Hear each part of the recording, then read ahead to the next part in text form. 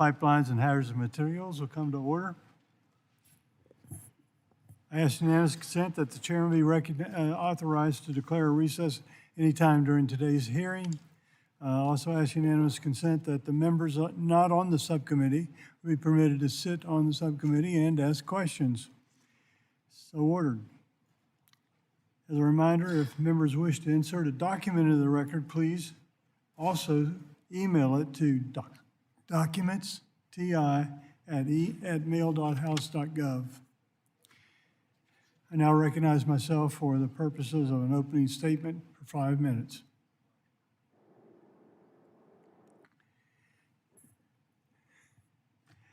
Since the early 19th century, when trains first began operating, railroads have played an essential role in shaping the nation's history and development. As America grew with more dependent on railroads for commerce and transportation, rail became the very first industry to be regulated by the federal government under the Interstate Commerce Act of 1887. Railroads remain an integral part of our nation's infrastructure and our modern economic survival, as well being relying on dependable rail service. America's freight and rail network is widely considered the largest, safest, and most efficient system in the world, spanning nearly 140,000 miles of track. This essential network annually moves over 1.6 billion tons of goods that Americans rely upon to survive. The modern success of freight railroads largely traces back to the passage of Staggers Act of 1980, which deregulated the industry and allowed for unprecedented growth. In a time since Staggers was signed into law, moving goods by freight and rail has become cheaper, more efficient, and safer. Ensuring that the industry continues to grow without excessive and unnecessary government burdens is a key consideration that should be factored into any action toward freight rail taken by Congress or the executive branch. While this hearing will focus on America's freight rail network, it will also touch upon improving and constructively growing intercity passenger rail to best serve America's needs. Passenger rail works best where demand is high, competition and private sector involvement are ample, and a dependence on government support is low. For Amtrak, we must look at improving and maintaining its existing network, winning it off government support, and providing competitive, reliable, and safe service to attract riders. Amtrak should serve as an appealing option for travel, not a replacement for vehicles and airplanes, which remains the overwhelming preference for Americans.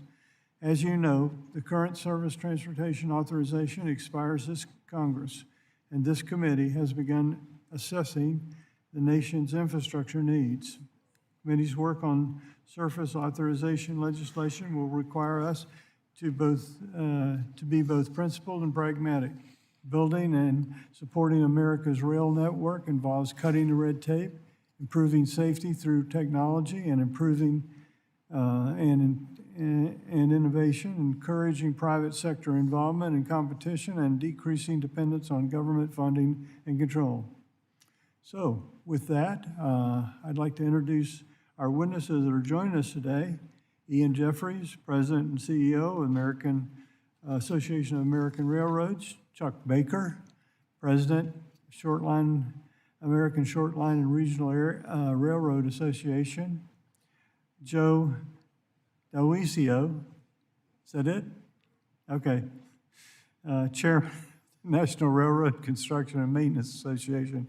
And Jared Cassidy, Alternate Safety, National Safety and Legislative Director, SMART TD. Now I recognize Ranking Member Titus for 5 minutes, and it's great to be back united together, and we'll see what happens here. Well, thank you, Chairman Webster. It's a pleasure to be working with you again, now on trains, before on economic development. I I look forward to working with you and the other members of the subcommittee to make progress on matters related to railroads, pipelines, and hazardous materials. There's a lot of work to be done, such as completing pipeline and rail safety legislation and preparing for the surface transportation reauthorization so we can be sure to find a way to maintain ongoing investments for rail and pipeline safety projects. We don't want them to get lost in the highway shuffle. Las Vegas is my district, and it was founded as a rail stop initially.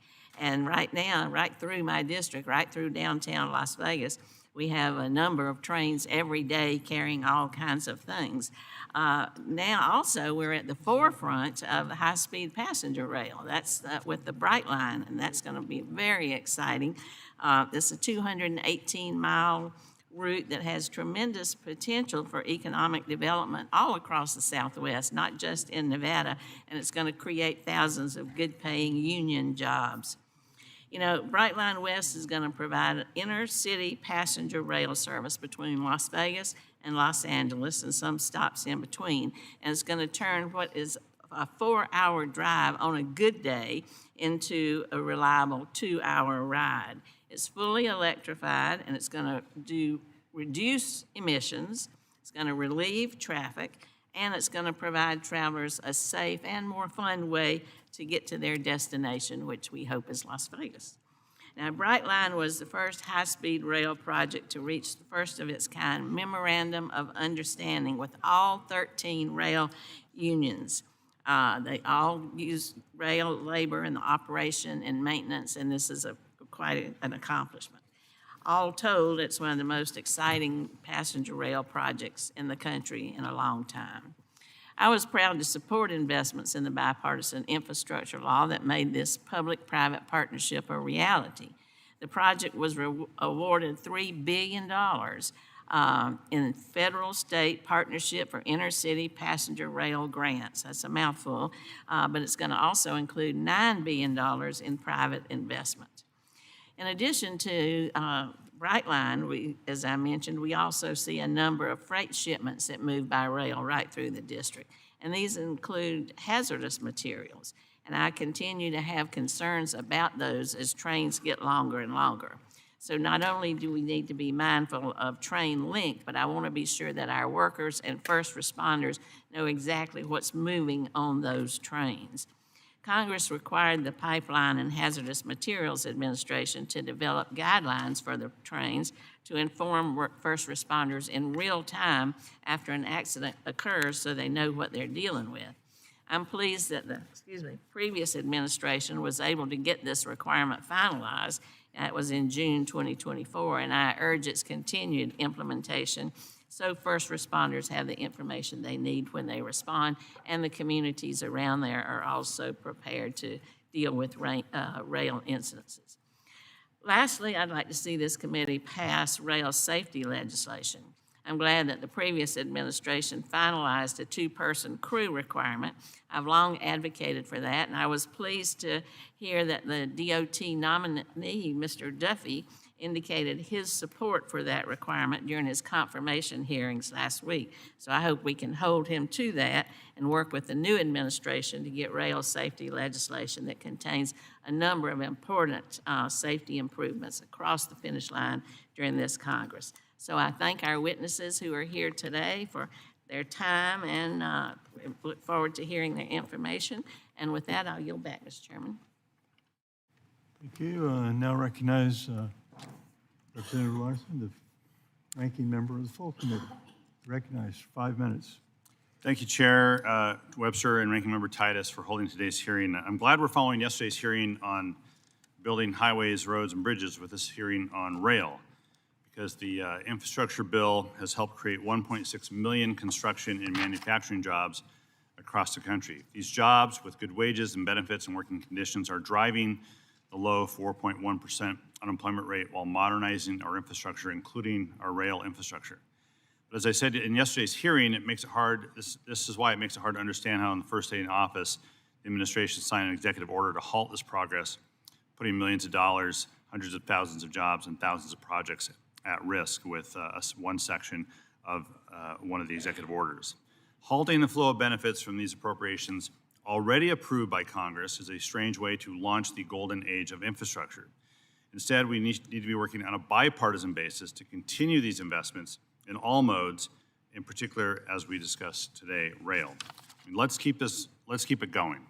The BIL provided transformational funding for passenger rail, as for instance. For the first time since the founding of Amtrak, intercity passenger rail has guaranteed funding. 5 years of advanced appropriations that allows Amtrak to address decades of deferred maintenance and begin construction on long-delayed capital projects. Before the BIL, Amtrak would have to wait until Congress completed the annual appropriations process to find out its capital and operating budget. That is no way to run a railroad. The BIL has invested nearly $53 billion for 594 projects to improve rail safety and expand passenger rail travel nationwide. In my state, the Cascadia ultra-high-speed ground transportation project recently advanced to phase 2 of the Corridor Identification and Development Program. It will connect communities throughout the Pacific Northwest to include Vancouver, BC, Seattle, and Portland. It will connect workers in my district to jobs. It will increase access to housing. It will offer greater ways for almost 10 million people to get around the Northwest. Similarly, the federal-state partnership for intercity passenger rail is matching billions of dollars in state and private investment in passenger rail improvements. These investments include Brightline West, as Ranking Member Titus noted, and the Southeast Corridor improvements in North Carolina and Virginia. We have a need for guaranteed funding for rail. Public investment is vital to building a truly national intercity passenger rail system. Last week, the FRA released a report in support of additional long-distance service that incorporates feedback from 50,000 stakeholder and public comments. Amtrak will need new equipment and in some cases new stations to address these service improvements. We also have an obligation to ensure rail travel remains safe for people and safe for goods and safe for communities. So I welcome Secretary-Designate Duffy's commitment to safety as the highest priority for the Department of Transportation. I look forward to working with him to reduce accidents and to save lives. Unfortunately, Class 1 freight rail accident and incident rates have not significantly improved over the last 10 years. In my state, there were 202 train accidents, 192 grade crossing incidents, and 21 railroad right-of-way trespass or fatalities over the last 5 years, including a BNSF derailment that spilled over 3,000 gallons of diesel fuel on the Swinomish Indian Reservation in March of 2023. One major cause of incidents is longer trains, and last fall, the National Academies of Sciences published a report detailing the risks posed by long trains, defined as those longer than 7,500 feet. These trains, especially trains made up of several different types of rail cars, are subject to in-train forces that can make it challenging for an engineer to control. I know communities in my district, and I'm certain around the country, express concerns with longer and longer trains citing derailments. We're working on a few of those issues in my district, including a recent railroad crossing elimination grant in Everett, Washington. These types of grants are available through the FRA and available to any member of Congress's district to apply for, and I encourage you all to consider that. I just want to end by saying that I know everyone on this committee wants to ensure freight rail remains a safe way to transport goods across the country. I look forward to working with all of you to achieve that goal. I'm committed to building on the successes of the investments in the BIL and ensure that this committee can say that America builds rail at hearings for many years to come. And I want to thank the witnesses for being here and look forward to the discussion. Thank you. Yield back. Briefly, I'd like to take a moment to explain our lighting system in front of you. The green means go, you can talk. Yellow means slow it down, and red means stop. So that's when you conclude your marks. I ask unanimous consent that the full committee be included in the record, full statements of the witnesses be included in the record without objection. Show that ordered. I ask unanimous consent that the record of today's hearing remain open until such time as our witnesses have provided answers to any question that may be submitted to them in writing. Without objection, show that ordered. I ask unanimous consent that the record remain open for 15 days for additional comments or information submitted by members or witnesses to be included in the record of today's hearing. Without objection, show that ordered. As your written testimony has been made part of the record, subcommittee asks that you limit your oral remarks to 5 minutes. And with that, Mr. Jeffries, you're recognized. Chairman Webster, Ranking Member Titus, members of the subcommittee, thank you for the opportunity to testify today on the topic of surface transportation reauthorization. My name is Ian Jeffries, and I serve as the President and CEO of the Association of American Railroads, where we represent the nation's major freight railroads. I'm honored today to discuss the vital role railroads play for our nation and the policies needed to support continued success. Railroads are a cornerstone of the U.S. economy. Operating a network of over 140,000 miles, freight rail is exceptionally safe, economically vital, and privately funded. Unlike other transportation modes, freight railroads build, maintain, and invest their infrastructure almost entirely without federal funding. Since 1980, the industry has invested more than $690 billion in private capital, over $1.1 trillion in today's dollars, into maintaining and improving our network. That equates to an impressive $23 billion per year, or $442 million per week, every year. This level of self-sufficiency is unmatched in the transportation sector and ensures that railroads remain a reliable backbone in the supply chain. It also tracks one-to-one with safety, which is at the heart of everything we do. The last decade has been the safest in rail history. Last year was safer than the year before, and the year before that. Significant declines in train accidents, employee injuries, and grade crossings collisions are the result. Led by an unwavering employee commitment, railroads today lead major industries in worker safety. Safer than trucking, safer than airlines, safer than manufacturing, construction, and agriculture, just to name a few. Yet, our work in this space is never finished. Economically, freight rail supports nearly every industry, moving 1.5 billion tons of goods each year. That's 40% of all long-haul freight. From ag products to automobiles, chemicals to consumer goods, railroads connect communities and businesses in the country and beyond. Railroads' efficiency saves businesses billions annually and enhances U.S. global competitiveness. With real rates 42% below where they were in 1980, we are an ally in the ever-present fight against inflation. And our environmental impact is another advantage. Freight rail is 3 to 4 times more fuel efficient than our trucking partners. We reduce greenhouse gas emissions by up to 75% comparatively. As the demand for transportation grows, railroads are well positioned to meet continuing challenges. And it makes good business sense to be more efficient, as fuel is the second largest cost of our operations. As this committee begins to consider the next surface transportation bill, we encourage Congress to prioritize policies that uphold our ability to invest in infrastructure, support innovation, and advance data-driven safety improvements. We urge outcomes-based regulation to enable further deployment of next-generation technologies. Automated track inspections, for example, can improve safety outcomes, but have been hindered by outdated requirements that mandate manual inspections. A nimbler regulatory approach would allow railroads to innovate while advancing rigorous safety standards. Policies should be geared to meet specific challenges. If a policy cannot be said what problem it is solving, then I'd question its validity. Additionally, Congress should address the insolvency of the Highway Trust Fund. The CBO projects without legislative action, the Highway Trust Fund will face insolvency by 2028, accumulating a $280 billion deficit by 2034, only increasing reliance on general fund transfers like the $118 billion provided under the IIJA. Reauthorization must also reject calls to increase truck size and weight limits, which would exacerbate these funding gaps, degrade roads, further increase congestion on our already clogged highways, and further create a competitive imbalance against our largest competitor. Additionally, programs such as the Railroad Crossing Elimination Grant Program are crucial in collaborating with our public partners to improve grade crossing safety and reduce accidents. Common sense permitting reforms can also put dollars to work more quickly. Freight railroads will continue supporting the economy and driving growth through investment and innovation, and we look forward to working with this committee to ensure the policies enacted in the reauthorization enable the freight rail industry to drive safety, efficiency, and economic growth for years to come. Thank you, and I look forward to your questions.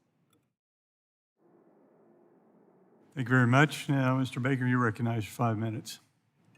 Thank you. Good morning. I'm Chuck Baker, president of the Short Line Association, representing the nation's 600 small Class 2 and 3 freight railroads. Short lines are the first and last miles of the freight rail network. We move industrial, agricultural, and energy products between ports, factories, and farms, and the larger Class 1 railroads, which connect us to the national and global markets. Short lines used to be the unprofitable branch lines of the larger railroads. Following partial deregulation, rather than abandon those lines, the Class 1s sold those lines to local entrepreneurs. Those newly minted short lines didn't have much traffic and weren't in great shape, but the local folks who took over these lines were eager to make a go of it. They ran efficiently, focused on getting just one more new customer or carload, and bent over backwards to serve their existing customers. And it worked. Today, short lines are critical in your communities and ensure that the goods your constituents rely upon get to their homes and businesses safely and affordably. We now manage 50,000 miles of track, which is 1/3 of the freight rail network, and touch 1/5 of all carloads, but only account for about 6% of the industry's total revenue. So, short lines are small businesses, but we have a large impact on the U.S. economy. We operate in 49 states, support 478,000 jobs, and produce $56 billion in value added to the economy. For decades, members of this subcommittee have supported policies that allowed short lines to survive and thrive. Almost every one of you has a short line in your district. Chairman Webster has 2 with the Florida Central and Florida Midland. Congressman Garcia has 9. Congressman Westerman, who's not here at the moment, he has 15. That's the most of anybody in Congress. Congressman Begich in Alaska is one of the states where short lines are the entire freight rail network in the state. The title of this hearing is America Builds, and short lines are indeed eager to build. The next Surface Transportation Reauthorization Bill will have a long-term impact on the country. Our top priority in that bill is robust funding for the CRISI program. It's the only federal program that short lines are directly eligible for, and it's been transformational. 240 short line CRISI grants have been awarded. These are bridge rehabilitations, tie changeouts, and rail replacement projects that simply would not have been possible without CRISI. With March approaching, to use a college basketball analogy, CRISI helps get projects off of the bubble and into the big dance. Because of CRISI, short line railroads are safer and customers are better served. Small towns and rural communities have new jobs. The air is cleaner, streets are less congested, and taxpayers are on the hook for less highway maintenance. My testimony provides a lengthy list of completed CRISI projects with specific statements of support. Here's one example. The plant manager of a wood panel processing facility in northeastern Michigan said, Lake State Railway's service has allowed our operation to be cost competitive despite our remote location. CRISI has allowed us to load 286,000-pound rail cars, reducing our costs and helping to ensure our long-term success. Beyond robust funding, CRISI also needs advance appropriations to continue to be most effective. For long-term infrastructure investments, certainty and predictability are crucial. To make CRISI even more effective, we need to speed up the process and shorten the time from announcement to obligation. Good options include batch processing of NEPA categorical exclusions, more aggressive use of pre-award authority, or simply setting deadlines. This program can move faster with no real additional risk, and that would be good for getting America to build. On the safety and regulatory front, I'd ask that the committee keep the big picture in mind. Rail is the safest mode of surface transportation, and the industry is already highly regulated. Any new regulations should be focused on solving actual safety problems and be practical for short line railroads to implement. For short lines, the biggest derailment risk comes from broken rail and wide gauge. And the best way to fix that is simply to invest in the track, and that's what CRISI already does. For railroads in general, the biggest safety risks come from grade crossing and trespasser accidents. The Section 130 program and the Rail Crossing Elimination Program address those issues, as does support for Operation Lifesaver. Finally, I ask that Congress not increase the size and weight of trucks on our nation's already overcrowded, under-maintained, and excessively dangerous highway system. We are joined by a broad coalition of cities, counties, police, first responders, labor organizations, and highway safety groups in that request. For railroads, trucks are direct competition. They already don't pay their fair share of highway maintenance, and making them bigger would make that problem worse. It would shift freight from rail to truck, and we'd end up with not only bigger trucks, but more of them too. Thank you. Thank you. Now, Mr. Deloisio. Thank you, Mr. Chairman. Get that. Good morning, Chairman Webster, Ranking Member Titus, and members of this esteemed subcommittee. My name is Joe Deloisio. I'm Track Division Manager at a company called Railroad Construction Company, or RCC, and I currently serve as Chairman of the Board of the National Railroad Construction and Maintenance Association, or NRC. Let me first begin by congratulating Chairman Graves for another term as Chairman of this vital committee. I would also like to congratulate Chairman Webster and Ranking Member Titus for your new positions on this important committee. Could you move the mic just a little closer? Sure. The NRC is an association that advances the mutual interests of railway contractors and suppliers who construct, maintain, and supply both freight and passenger railroads. I happen to be a third-generation railroader. My grandfather, Joe Sr., he built railroad track as a track foreman for the Erie Railroad and later established the company I work for in 1926. My father, Joe Jr., served in the Army Corps of Engineers, who began building America infrastructure towards the end of the Korean War. Multiple generations of my family, including aunts, uncles, cousins, all followed along this path. Building rail and building America, quite literally, runs in my blood. As I like to say, we are not just in this industry, we are this industry, and I view this industry as a family. My company, RCC, has a rich legacy of providing comprehensive track services on the eastern coast of the United States. But RCC is just one company within the NRC. Our member companies generate more than 100,000 jobs nationwide, supplying, building, and maintaining freight, passenger, and industrial rail networks. Our members are also mostly small businesses, so we focus on safely delivering quality goods and services for our railroad customers, while also doing so in an efficient and cost-effective manner. NRC members perform every type of rail infrastructure work and serve every type of railway owner, including Class 1s, short lines, and regional railroads, and intercity passenger rail systems. In 2024, contractors played an invaluable role in helping railroads and industrial shippers in the southeastern United States respond to damages from Hurricanes Helene and Milton, and we expect that helping tradition to continue throughout 2025 and beyond. As this committee begins the process of reauthorizing surface transportation programs, the NRC offers the following recommendations that we suggest will help America build. More detailed information is in my written testimony. We'd like to see provide robust funding for our core rail grant programs. The IIJA made many substantial impacts to our industry, including unprecedented levels of funding to rail programs. Spending on infrastructure, especially rail infrastructure, is truly a sound investment that pays dividends to our economy, supply chain, and transportation networks. The NRC supports funding at existing or increased levels for rail grant programs that improve efficiency, safety, and environmentally friendly freight and passenger rail transportation. In particular, the CRISI grant program is a vital source of funding the industry to address key safety improvement projects. Cutting red tape, the IIJA provided unprecedented levels of funding for key rail discretionary grant programs, which had been critical to improving both the freight supply chain as well as enhancing passenger rail in the U.S. However, the speed at which grant agreements have been executed has been too slow. We encourage Congress and the new administration to deliver grant funding in a responsible but more expedient manner.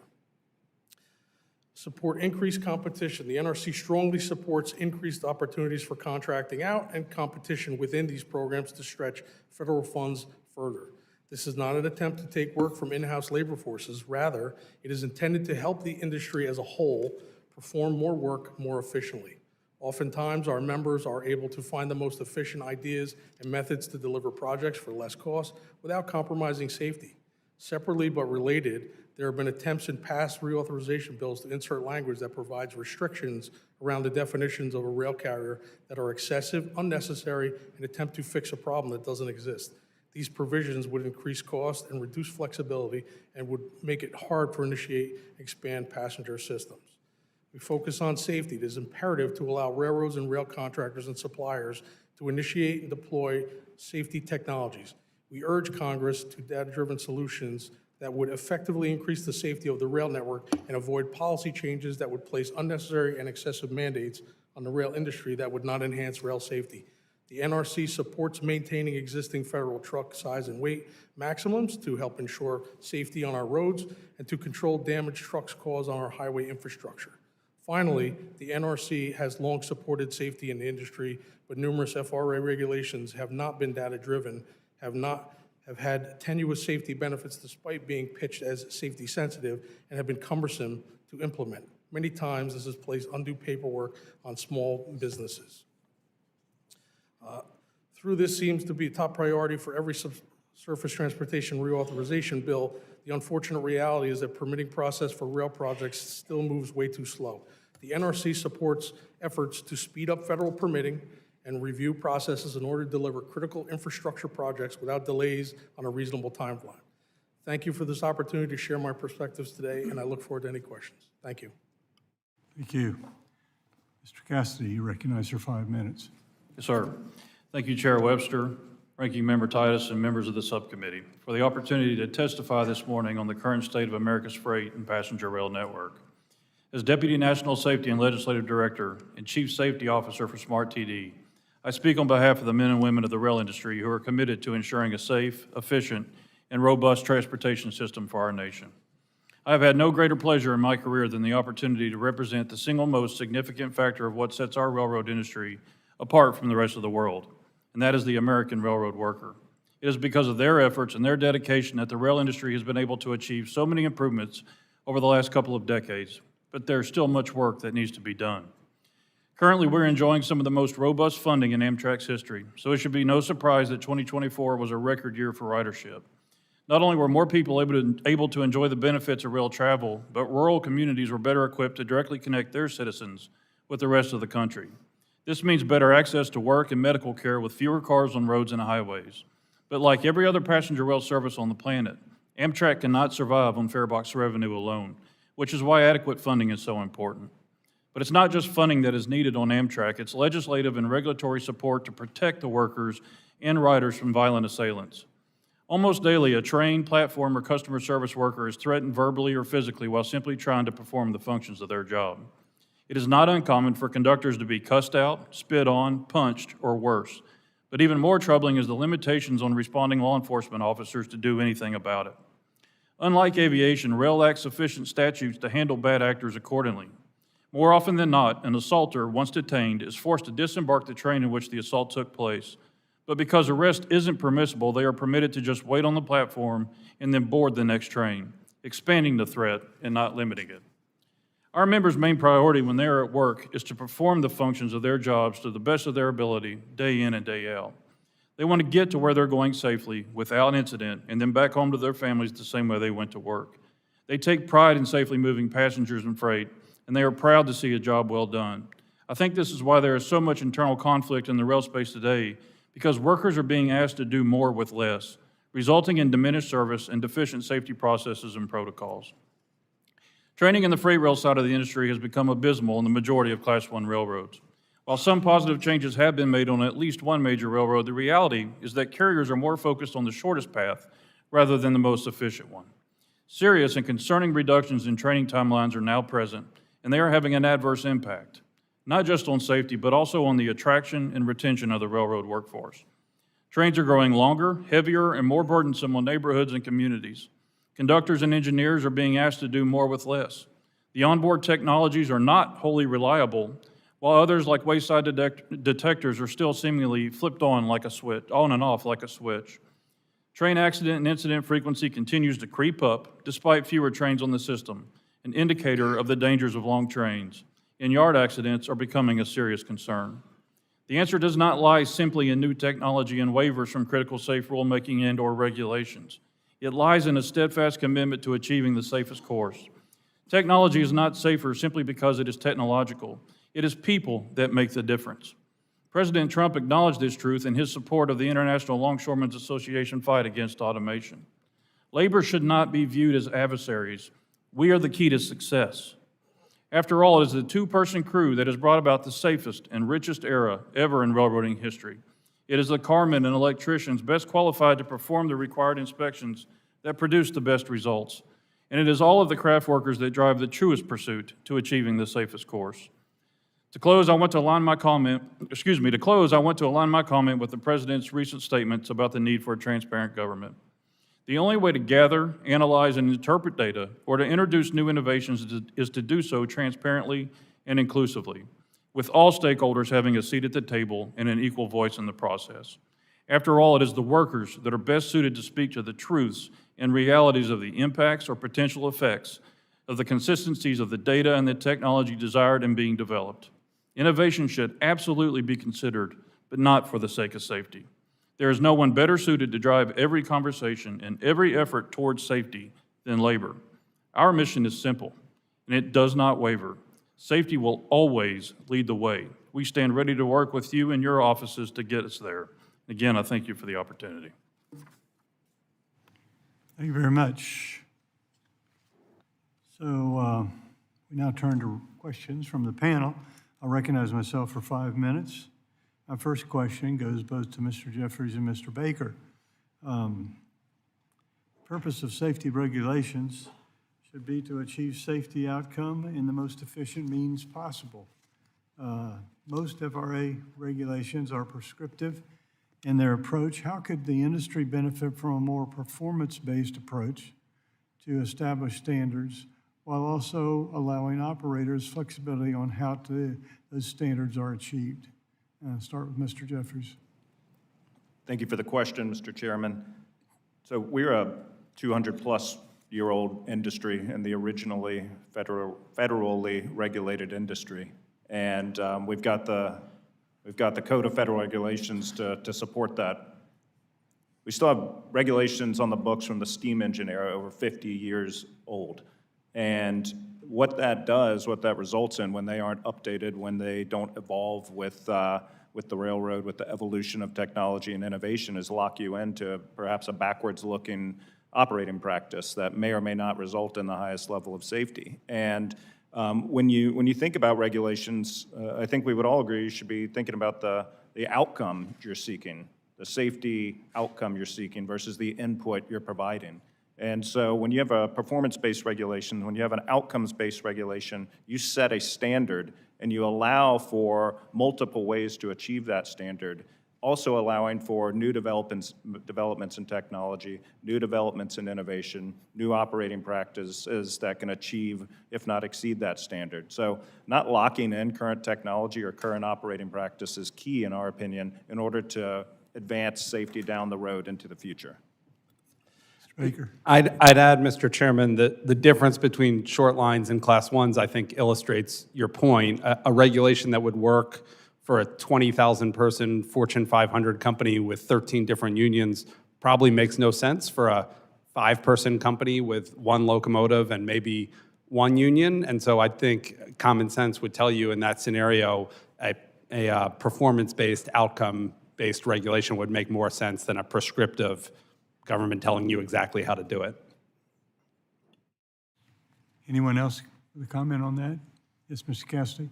Yeah, Mr. Webster, thank you for Chairman Webster, thank you for the question. What I will add is labor supports the idea of performance-based regulations in as much as that what we're doing or trying to achieve is done safely. We do have a lot of regulations that look backward, but that speaks to the fact that how we achieve the level of safety we have today is that regulations made sure we had the guidelines and protocols to get us there.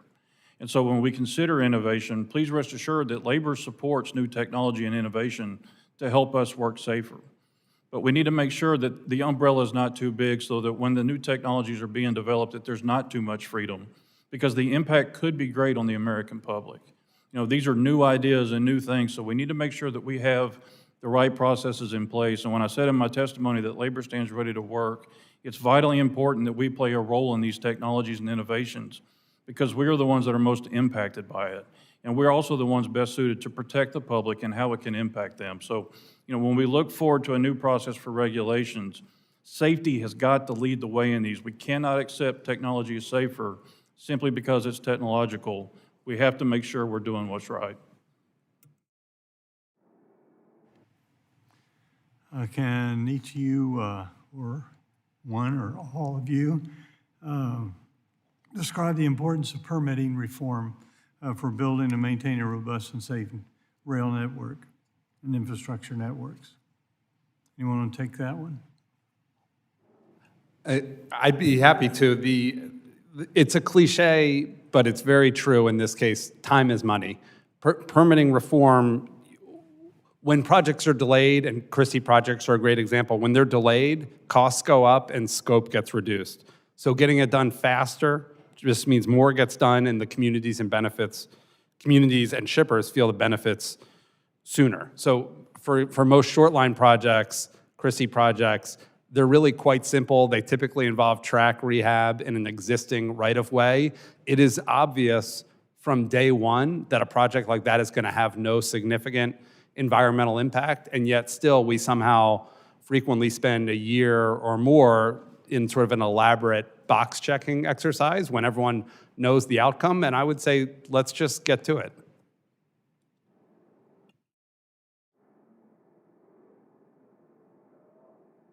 That's the end of my time, so I recognize Titus. You recognize for question.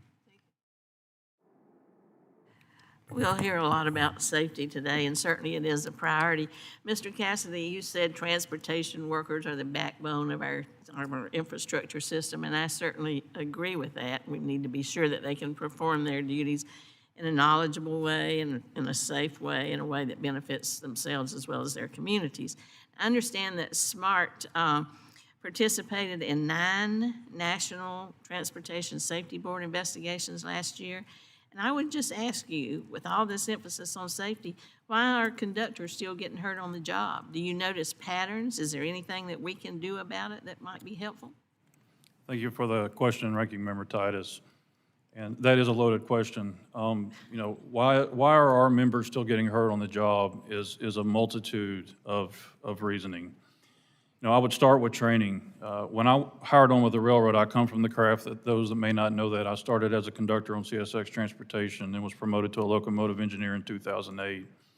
Our training was robust, and it was quite different. In fact, I actually had to pay almost $6,000 just to hire on with the railroad to transition that to what we're looking at today, where you get a bonus for taking the job. But the point I'm trying to make is that the emphasis was on training. We had to go through a regimented process in a school of roughly 6 weeks, and we had roughly 6 months of training. You know, the way the training programs work in the regulatory world is that the railroads are required to develop programs and submit those programs to FRA.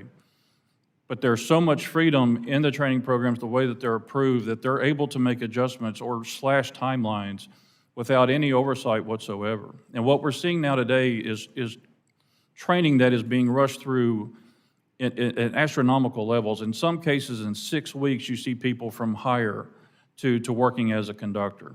And so that is the single greatest factor. There is not an incident anywhere in this country that we've had the opportunity to investigate with the NTSB that training did not have a role in that.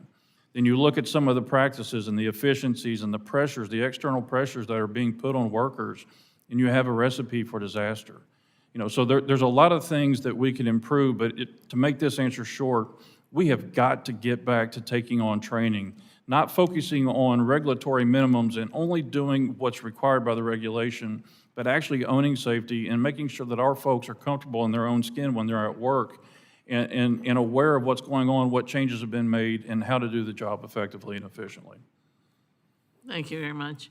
I think we should look at that as we move forward in this. Appreciate that. Mr. Jeffries, I've just been in this position a short time, but I've already had a number of members talk to me about blocked crossings and long trains and the problems that they cause in their communities.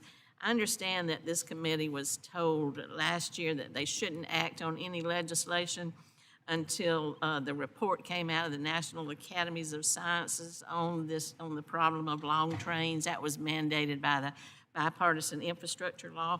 Has that report come out? I believe it may have, yes. I think it came out September the 17th. Okay.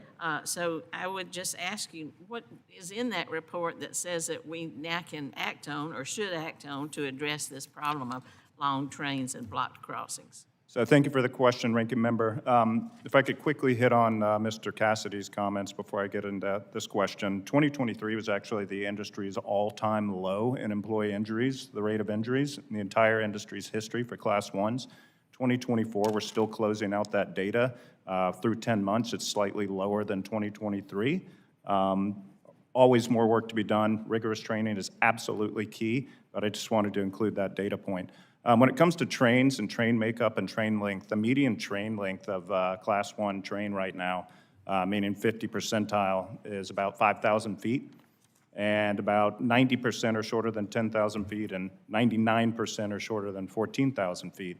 And train makeup is a subject of commodity mix. It's a subject of what the infrastructure capacity is, and trains are built to be managed based on what the capacity of both the commodities being moved and the length of the train. And I can tell you, in looking at the train accident rate, as we've seen in certain areas, trains grow a bit longer depending on commodity mix, largely driven by the decrease in coal, increase in intermodal. We've actually let's seen the get to rate the report, decrease. We've seen the Mr. rate Jeffries. decrease from 2022 to 2023 through the first 10 months of '24. And so we continue to operate trains in a safe manner regardless of length and commodity mix.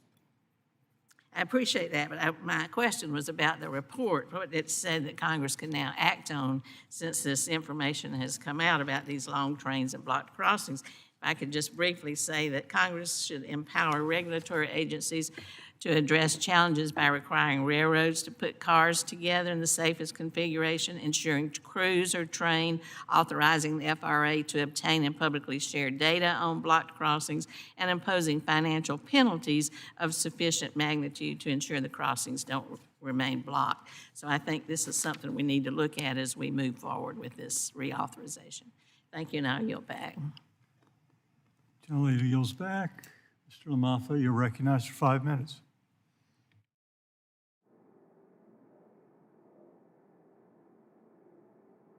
LaMaffa. Thank you, Mr. Chairman. Appreciate it. And thanks to our panelists. And I'm going to have a couple questions for Mr. Jeffries and Mr. Baker to start up with. And it's going to be based on our old pals CARB in California Resources Board. As you know, they submitted in 23 a petition to EPA to be granted yet another waiver under the Clean Air Act to set its own standards for locomotives, called the In-Use Locomotive Regulation. It will require by 2030. Not loud enough? Okay.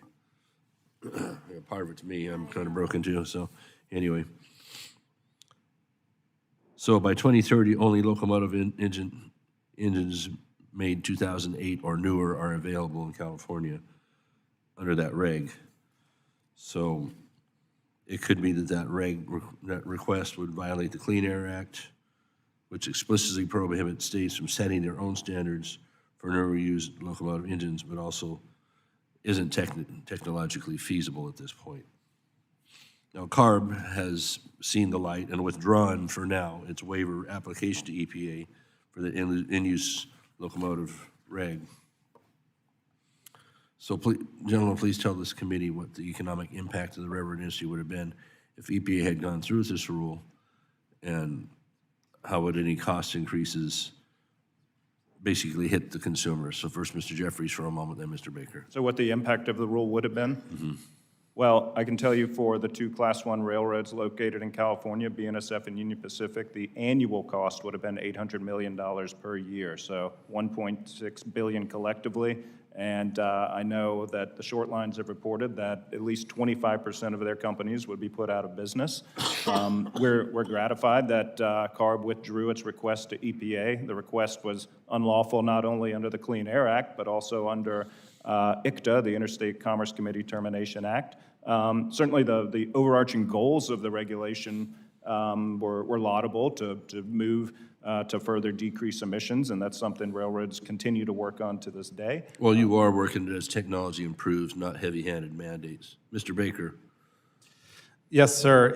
We were extraordinarily concerned about that waiver.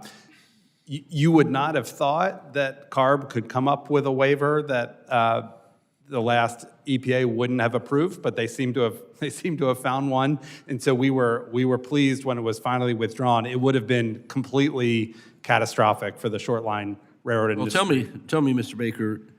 There's a quote out there saying that CARB acknowledges that a percentage of short lines, they know they would go out of business. Yeah, know in that. CARB's own rule, they said if short line railroads can't pass on these costs to their customers, which most couldn't, they would just go out of business. And they just left that in there as like, well, that's an okay result. And we found that pretty horrifying, and their shippers found that horrifying in the communities. And Well, it's very important in my area, ag products, with the moving rice or other things in the area, or wood from the mill, and being able to get it to the main line in a timely manner, and it's just over. It's amazing. So tell me about this, gentlemen, if President Trump has come out on the side of not allowing this mandate to come forward, but what if we have a change politically, and should we have a change of the laws to make certain that CARB doesn't have the ability to get waivers in the future and just keep some continuity in the industry? I would say absolutely. Again, we think it's what CARB tried to do with locomotive regulations was in complete conflict with two existing laws, but apparently that needs further clarification. Yeah. Mr. Jeffries, you touched on at-grade crossings, and I have a great concern in that because in rural areas, that's about it. And my understanding from a previous hearing, if I'm remembering correctly, is that to make a at-grade crossing into a split crossing is about $40 million, at least in my high-cost state of California. So what do you see in that at-grade elimination program? For everyone that goes out, are we going to put one in? Are we going to put one in that is a split grade, or are we going to see a bunch eliminated? Because we have this mess of high-speed rail going through the Central Valley that's going to cut off a lot of farms and access. Touch on that, please, Jim. So I think grade crossing elimination is absolutely key in certain situations. Certainly it doesn't apply everywhere, but I think in areas, anywhere you have a grade crossing, an at-grade crossing, driver education is important so that folks know to see track think trains and look for trains that might be oncoming.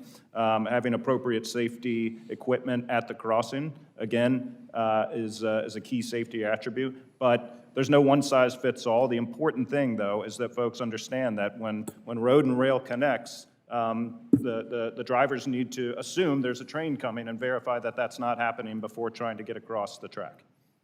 Yeah, I mean, heck, we got lights and signals and arms and all this stuff, so after a point, it becomes the Darwin Awards or something. So anyway, I yield back, Mr. Chairman.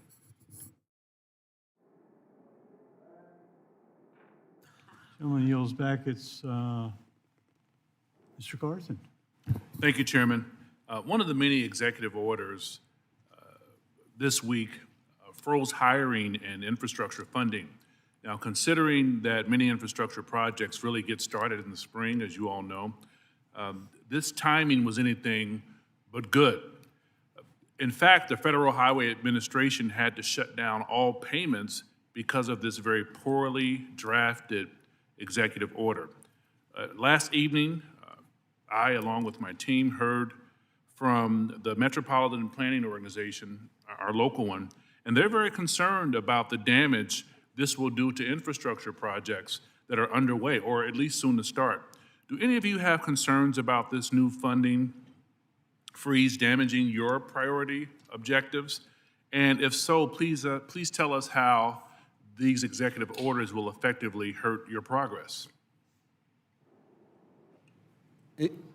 I would agree, Congressman, the executive order was not real well worded. I think the initial one-day reaction was a blanket pause across all of DOT on all disbursements. I do think that the clarification memo posted to the White House website last night clarified that it was really only meant to deal with what they're calling Green New Deal projects and EV mandates. So I think in reality, after 36 hours of extreme concern, I don't think really many rail projects at all will be affected, but it was probably a lesson in being careful with words that get posted to the Federal Register and executive orders. Yeah, now, and to that point, while we're there, Mr. Baker, you know very well that the great Hoosier state, Indiana, is the home to many very thriving short-line railroads, which helps us live up to the Hoosier nickname, the Crossroads of America. What's working well now in terms of short lines, and your customers, and what are the challenges ahead for this very unique sector, and how can this committee help your efforts effectively? Yes, sir. There are a lot of short lines in all of Indiana. I believe there are 4 in your district alone. The Napoleon Defiance in Western is a great example. 10 years ago, there was a viral, at least viral for the world of freight railroading, a viral video showing a train moving down that track at about 5 miles per hour, and it was wavy, and it was messy, and it was called the worst railroad in America. And it probably was. That railroad has now received a Chrissy grant, has upgraded its infrastructure, has doubled its customer base, is moving faster and moving safer. It's good for the community, it's good for the state, it's good for the shippers. It's a fabulous success story, and that's replicated in multiple places in Indiana. And again, at the risk of harping over and over on the same point, the Chrissy grant is a huge help for short line railroads. It can be transformational, and it just lets railroads like Napoleon, Defiance, and Western in Indiana do projects that otherwise wouldn't be possible. Absolutely. Thank you, Chairman. I yield back. Gentleman yields back. Mr. Niles, you're recognized for 5 minutes. Well, I appreciate that, Mr. Chairman. I appreciate the opportunity to discuss the freight and passenger rail network. As we gear up for the surface reauthorization, I have several priorities that I will be advocating for and that I believe will increase safety. Mr. Jeffries, I want to commend you for your comments on the Railroad Crossing Elimination Grant Program. I do believe we are of one mind that the safest crossing is the crossing that is not there. I believe labor supports it as well. I'd like to say, hey, good to see you, Greg. Good to see you, Jarrett.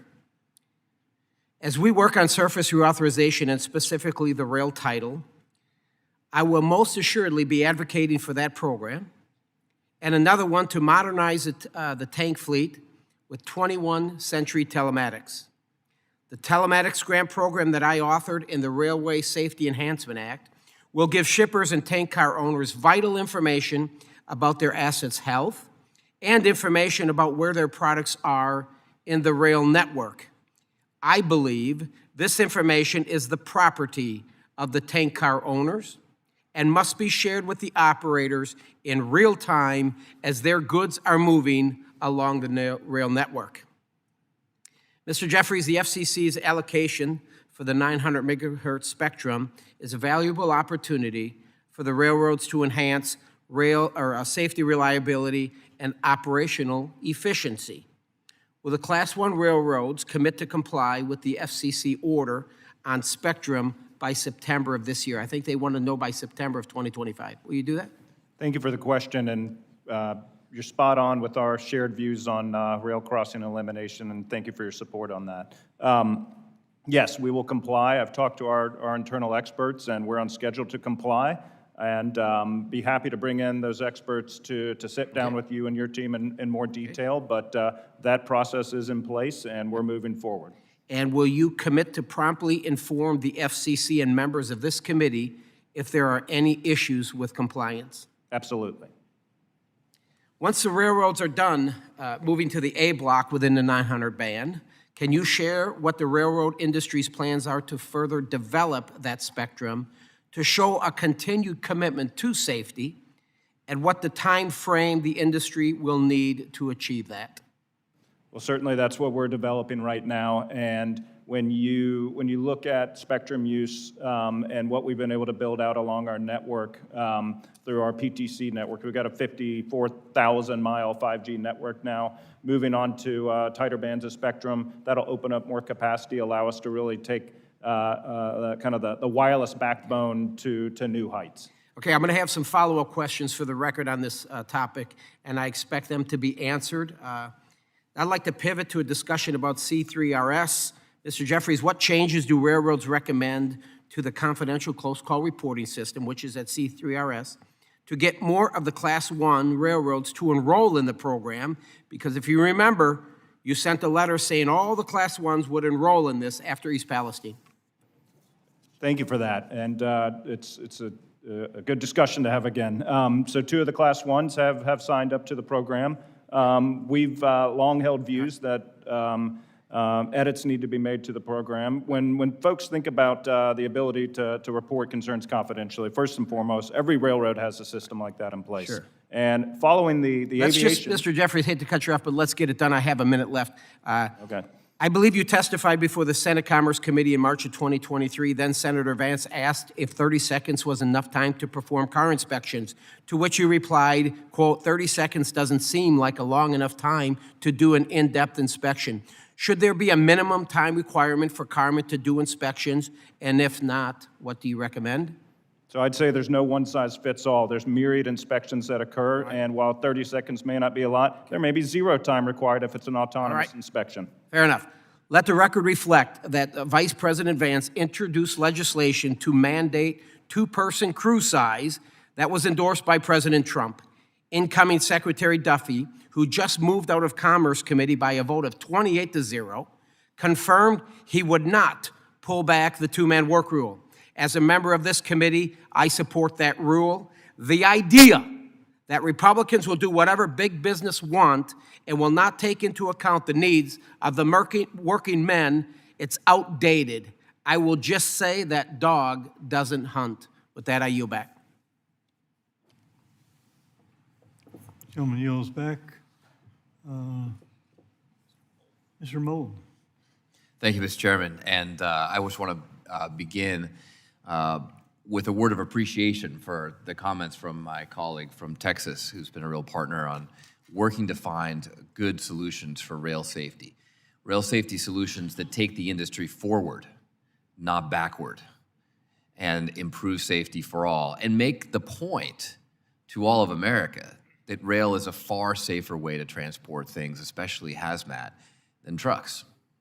And that point seems to be lost on a lot of people. Mr. Chairman, in your opening remarks, you talked about improving safety through technology and innovation. That's what we're talking about. When the industry comes back to us and says you just want to install defect detectors, a 1960s technology, when you have the opportunity to put in telematics so that every engineer on every train knows the instantaneous bearing temperature of every wheel and can immediately respond to a problem. And oh, by the way, it's not so bad that customers also know where their cars are for the first time in history. That's about taking the industry forward, not back. Now, Mr. Chairman, I would be remiss if I didn't also mention that you talked about decreasing dependence on government funding for railroads. It's interesting that you don't talk about decreasing dependence on government funding for highways or airlines. We've subsidized highways and airlines to the tune of billions and billions, hundreds of billions of dollars over the decades. It's interesting that the freight railroad system is asked to compete against this heavily subsidized alternative. Freight railroads are really the only transportation system in America that funds its own infrastructure through the private sector, right? Now, President Trump has instituted this new Department of Government Efficiency. I think the idea is that the government should invest in efficiency and perhaps not subsidize inefficiency. So if the only transportation system efficient enough to pay for its own infrastructure is freight rail, then why do we continue spending billions and billions and billions of taxpayer dollars every year subsidizing highways and truckers? Shouldn't we be investing in efficiency? Does that make sense to you, Mr. Jeffries? 100%. You also mentioned, Mr. Chairman, that Amtrak should be off government support, but you didn't mention that our highways should be off government support or that our airlines should be off government support. It's an interesting contrast. Mr. Cassidy, you mentioned high-speed rail in your opening comments or your testimony. It's interesting that America is the only developed country in the world not investing in high-speed rail. The only developed country in the entire world. I challenge anyone here to think of another developed country that's not investing in high-speed rail. We're just barely starting. Now, is that because there's some vast high-speed rail conspiracy that's infected every other country on Earth and just hasn't hit the United States yet? Or does it actually make sense, make economic sense to invest in high-speed rail? Thank you for the question, Congressman. It absolutely makes sense to invest in high-speed rail. You know, we fall short in comparison to the other countries, and one of the most advantageous opportunities we have is to expand the rail system in this country, and high-speed rail is that opportunity. And we fully support and are on board to see more rail for the citizens of this country. And so, you know, we need to capitalize on that. We need to accept that. There are no conspiracies out there as far as I'm aware of high-speed rail. The one hurdle we do have is that for some reason in this country, people hear railroads and they think of it, of ancient technology or ancient methods of transportation. And we've got to get outside of that box and make sure that we're talking to folks and letting them know what rail can do for them and how we can make their lives better. Rail is a more efficient use of taxpayer dollars. It's a more efficient way to simply transport goods. One single train can take 150 to 300 trucks off the highway. That's good for everybody who uses our highways, truckers, passenger cars. We know that tens of thousands of Americans die on our highways every year. Railroads are far safer. They're also better for the environment. I mean, the benefits go on. So let's invest in efficiency. Mr. Jeffries, why does the rail industry have a reputation for being stodgy and old-fashioned and doing things like Mr. Nels and I described, investing in old-fashioned technology rather than growing for the future? Well, I would beg to differ, not surprisingly. Look, we're a 200-year-old industry. We're a legacy industry, but I can assure you we're not your grandfather's railroad. We're not your father's railroad, and tomorrow's railroad's not going to be our railroad.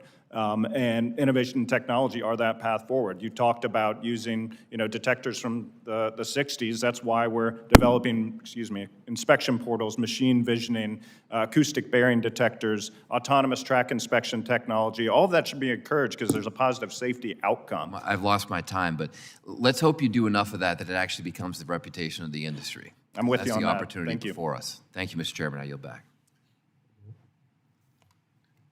Gentleman yields back. Mr. Owens, you're recognized for 5 minutes. Thank you. Thank you so much, Mr. Chairman and Ranking Member Titus. Thank you for holding this hearing today as the committee prepares for the Surface Transportation Reauthorization, and of course to thank our guests. I'm thrilled to be a new member of this subcommittee. Utah boasts as a rich rail history, from hosting the completion of the Transcontinental Railroad at the Golden Spike ceremony in 1869 to our vision of a statewide inland port. Our goal is to be the crossroad of the West as we serve as a vital hub for freight exchange across the country. The rail industry is one I deeply admire. In my position as vice chair of the subcommittee of Education Workforce, I applaud America's freight rails in using their own funds on capital expenditures and upkeep expenses. While much of our country's infrastructure lags behind modern standards and needed upgrades, the freight rail is at the tip of the spear in this innovation. With an average compensation of over $149,000 and a median tenure of railroad employees of 13 years, this industry continues to be the place where people want to work, enjoy working, and supporting a family without a large amount of student debt. As a member of the Education Workforce Committee, I look forward to working with you to better connect America's great talent to this essential industry. Mr. Jeffries, from the workforce perspective, what does your industry do differently, and how can other industries struggling with stagnant wages, employment and retention, and low morale learn from the railroads? Thank you for the question. And you hit the nail on the head. Our employees, as Mr. Costi made the point, our employees are the key reason that we are able to serve America's communities and customers so well and do it at such a high level of safety, and they deserve our thanks every day. And you're right that the average tenure for a rail employee is almost 4 times that of other industries, and so we're very proud of that, and we want to keep our folks, keep them online, and that's why we have 4th-generation railroaders working on our teams. So I would put a few different pieces together. One, we've worked very hard over the past few years to build a positive momentum with our employees, whether that's scheduling agreements that provide a more predictable schedule for our operating crafts to better plan their lives, whether it's negotiating out paid sick benefits, of which over 93% of our employees now have, or whether it's getting a jump on collective bargaining so that our employees don't have to wait several years before they get their additional pay increases. And I'm very pleased that while the latest round of bargaining started just this past November, we already have 5 national agreements fully ratified in place. So the employees of those 5 unions know what their salary increases are going to be for the next 5 years. They know their health care is going to be almost half that. The cost of their health care is going to cost almost half that of the general population. And they know that they're going to get additional days off early in their careers. Not to mention additional deals that have been done on a railroad-by-railroad basis to lock in agreements as well. And so it's about listening to the employees. It's about understanding what their priorities are. Again, we have a new generation of railroaders coming onto the railroad that have different priorities, different desires from what they want to see. And a lot of that's about work-life balance and understandably being able to plan your life and schedule your life and be home for planned events. And so that's a continuing effort, but I think that's a priority you hear from our executive level day in and day out, and that resonates, and we're seeing progress there. I just want to make a point. I mentioned earlier that the median tenure of the railroad employees is 13 years. The private sector is 3. So there's something that you're doing right, for sure. I want to add just one other question before we let this go. The efforts to cut red tape associated with has been successful in recent years. What more can be done to fast-track routine maintenance and replacement construction projects without ignoring environmental or historic preservation concerns? Mr. Jeffries. So quickly, a couple different things. One, Congress has already taken a huge step, in fact, taken it twice when it directed the American Council on Historic Preservation to provide the same categorical exclusions to rail properties as it does highway properties when replacing old assets. However, the ACHP has continued to ignore Congress's direction, so they need another reminder. 2, when replacing existing assets, same infrastructure, whether it's rail, whether it's bridges. 1, limited reviews, of course, but also looking at the impact of that project. Some of the things we've seen also look at the impacts of the commodities that move over that project once complete. Commodities, we have a common carrier obligation to move. To us, that's not part of an appropriate environmental review. We should be talking about the project itself with set timelines and shot clocks. Okay. Just want to wrap up by saying, Mr. Cassidy, we are going to do our best education workforce to prepare some of the greatest kids in our country for a great industry. So just know we're on top of that. We're going to make sure we address it in a big way. Thank you so much, and I yield back. Gentleman yields back. Ms. Fushi. Thank you, Mr. Chairman and Ranking Member Titus, for holding this hearing, and thank you to the witnesses for being with us today. Mr. Jeffries, are railroads currently using artificial intelligence to perform safety inspections? And if so, are they doing so in a wholly automated way, or are these AI programs being monitored by or used in conjunction with railroad safety inspectors? So the short answer is yes, AI is being deployed. And when you think about what happens every day on the network, whether it's via detectors, sensors, other information, we gather an immense amount of data about not only the operations, the safety, but the service of our network. And so the more data we continue to gather, we can use AI through predictive analytics to determine when a product might begin to show wear and tear based on historical performance. Or in a service standpoint, we might be able to further calibrate delivery windows so that our customers can better have a sense of when we're going to arrive, plan their workday, have their employees ready. And so there's myriad ways, but certainly there's always a human element to that. So, for example, if an inspection portal identifies a potential flaw in a train as it runs through it, that's when you have the employee then take a look at that and determine exactly what's going on, and then if there's a need to fix it, have the employee go out and fix it.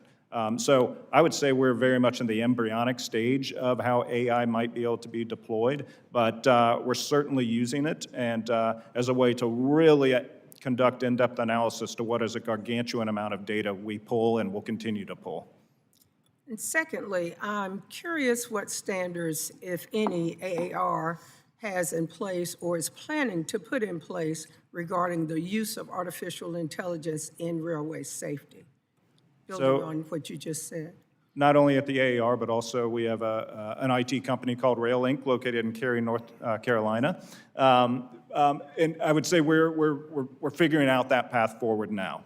Right now, AI, like I said, we're in the embryonic stages, and once, as we mature practices at the industry level, there's always an opportunity to compare best practices and determine maybe what the best use of information may be, or how to best address any issues identified by technology might be. And so AI specific, we don't have any sort of specific standard in place, but I would talk more about how technology plays into inspections, repairs, car repairs, et cetera. Absolutely, we do. Thank you. Mr. Cassidy, we just had a near shutdown of some of our nation's ports due to disagreement between labor and management over increased automation. From your perspective with Smart TD, in what ways do you see the freight railroads seeking to automate their safety work? Sure, thank you for the question, Congresswoman. So AI is becoming a unique challenge in that, one, it's needed and it has its purpose, but two, it also is one of those things that we got to make sure happens in the light of day. And so to speak to your direct question about the longshoremen, ways that we can see AI, obviously there is an appetite or a growing desire for the railroads to eliminate onboard crew staff on the locomotives and the trains that are being operated. You look at the technologies being developed and the tasks that they're equipped to do, and the way that the railroads are approaching it, you can see the writing on the wall for automation. Very quickly, as an example, CSX recently put out a letter to their training mentors that they are encouraged to reduce training time where PTC is present, simply because they feel as though it relieves some of the pressures put on the conductor, and that's not true. And when we're talking about artificial intelligence, it is deployed in the railroad. And to Mr. Jeffrey's point, we do have these car portals, we do have track inspection, but it's not being communicated to the people that need it most, and that's the workers. And I'll give you two very quick examples. In Lexington, Kentucky, a few weeks ago, we had a derailment. Technology that was deployed on a locomotive that is there through AI to scan the track identified a defect in the rail and said basically there was a wide gauge that was about to happen. And that defect went unacted on for 5 days. And then sure enough, a derailment occurred on that exact point of that rail where the AI detected it. To the flip side of that, when you talk about car portals, in Nebraska, we had a train with a broken wheel. It was a system train that went back and forth. There was at least 5 times that train in that particular car where the broken wheel went through the car portal, and it was identified. We have the pictures. But it wasn't acted upon on the railroad until the actual wheel failed, and we had a derailment that we went to it. So when we develop new technologies, we have innovation. We've got to make sure, to Congressman Nail's point and to Congressman Moulton's point, that the information is going to where it needs to go, not just to a back room or a closet where it's hidden in the dark, but to the employees that hold that responsibility and hold that accountability to make sure that they stay safe, that the public stays safe, and that we're doing the right thing. AI is important, but it's got to be done in the light of day. Thank you for that, Mr. Chairman. That's my time. I yield back. Kelly yields back. Mr. Burleson, recognized for 5 minutes. Thank you, Mr. Chairman. Mr. Baker, you didn't mention my district, so I'll say, Southwest Missouri, there are 315 miles of track that's owned or operated by short line and regional rail. And you emphasized in your testimony that these are small businesses. I mean, it's thrown out as big corporations, but no, these are small businesses. And I think small businesses are the backbone of the American economy, and vital to every state, including the state of Missouri. That being said, what if you had to rank in order the most egregious, the most burdensome, and ridiculous regulations that your industry faces? What are the top 3? Well, first of all, I apologize for not mentioning your district. I would have loved to, but I've found Congress is very strict about the 5-minute. Hey, you're welcome to come to Southwest Missouri. It's beautiful. I will happily accept that invitation. I would love to join. Maybe combine it with a visit to the chairman's district also. Sounds good. The most egregious. I will say on one, which is really more kind of red tape than a regulation, but on the Christie grants, when they come, there are recipients of the grants who just ask for permission to use pre-award authority That is basically to spend their own money at risk before the grant gets finalized, just so they can get things going, buy materials, for instance, hire engineers, hire contractors, start the work. And it is very difficult to even get authority for pre-award approval from the FRA. For the life of me, I cannot figure out why that is anything other than an easy yes, almost instantaneously. That's one. Dispatcher certifications, dispatcher and signalman certifications is a new rule that is coming that I believe is a textbook example of solving a problem that just doesn't exist. There's no data, no reason to believe that we had dispatchers or signalmen who are untrained or undertrained or causing accidents because of a lack of training. We find the certifications to be I mean, at the end of the day, you're employing these individuals, and if they're not doing a good job or they're not safe, then they're not going to have that job. Right? That's right, and there's perfect alignment of incentives. It's not like there's some world where we wouldn't want our own employees to be trained to do the job. Anybody that understands licensure laws and certification laws understands it's all about reducing the number of people that are eligible to work, right? And so you can drive up labor costs. This is what happens in the healthcare system. Every work labor-related industry that wants to impose government, certification requirements is just about reducing the labor pool. Yes.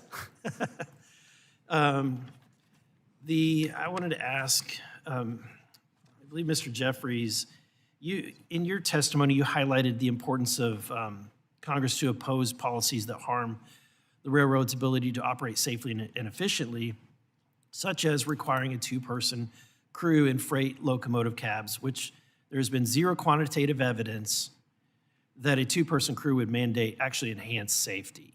So could you highlight what is the impact and the effect in the industry that this two-person rule has?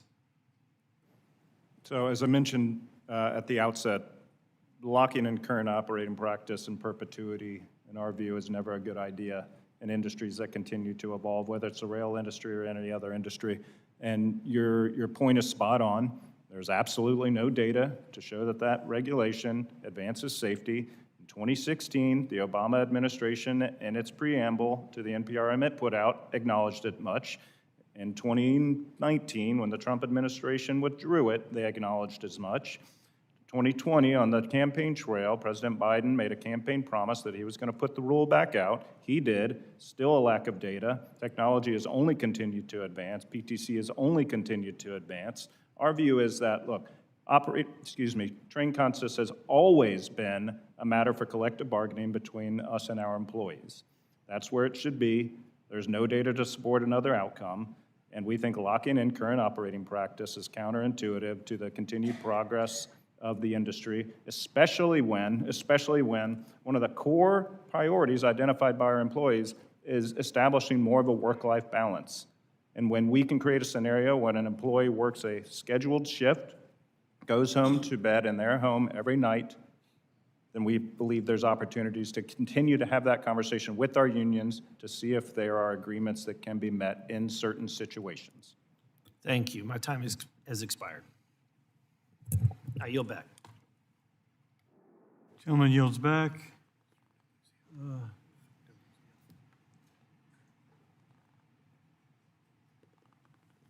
Mr. Delazio. Thank you, Mr. Chairman, and good morning, gentlemen. I want to start on a place, I think, around safety where we agree in industry. Mr. Jeffries, you represent the big Class 1 railroads, Mr. Baker, the short line railroads. Railroad Crossing Elimination Program. And for folks at home, it's a pretty important program that can fund safety improvements at rail crossings. I'll talk about my district in Western Pennsylvania. Nearly half of my constituents live within a mile of the tracks. 95% or so live within 5 miles. I hear from local government all the time about concerns and safety issues around crossings. Cheswick in my district, home to a crossing with the second highest accident rate in the Northeast United States. The Keys Rocks in my district, 5th worst rate in Pennsylvania.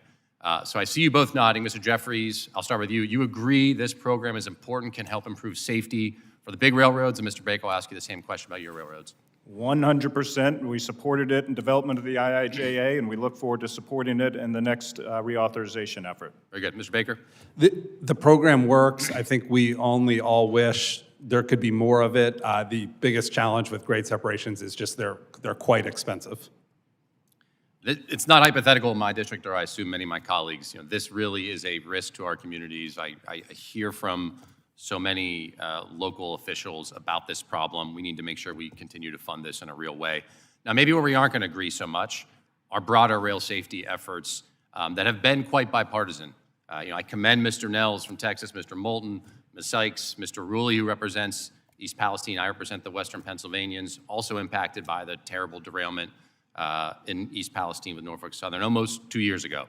And yet we still have not had Congress take any action on rail safety. That is unacceptable to me and my constituents.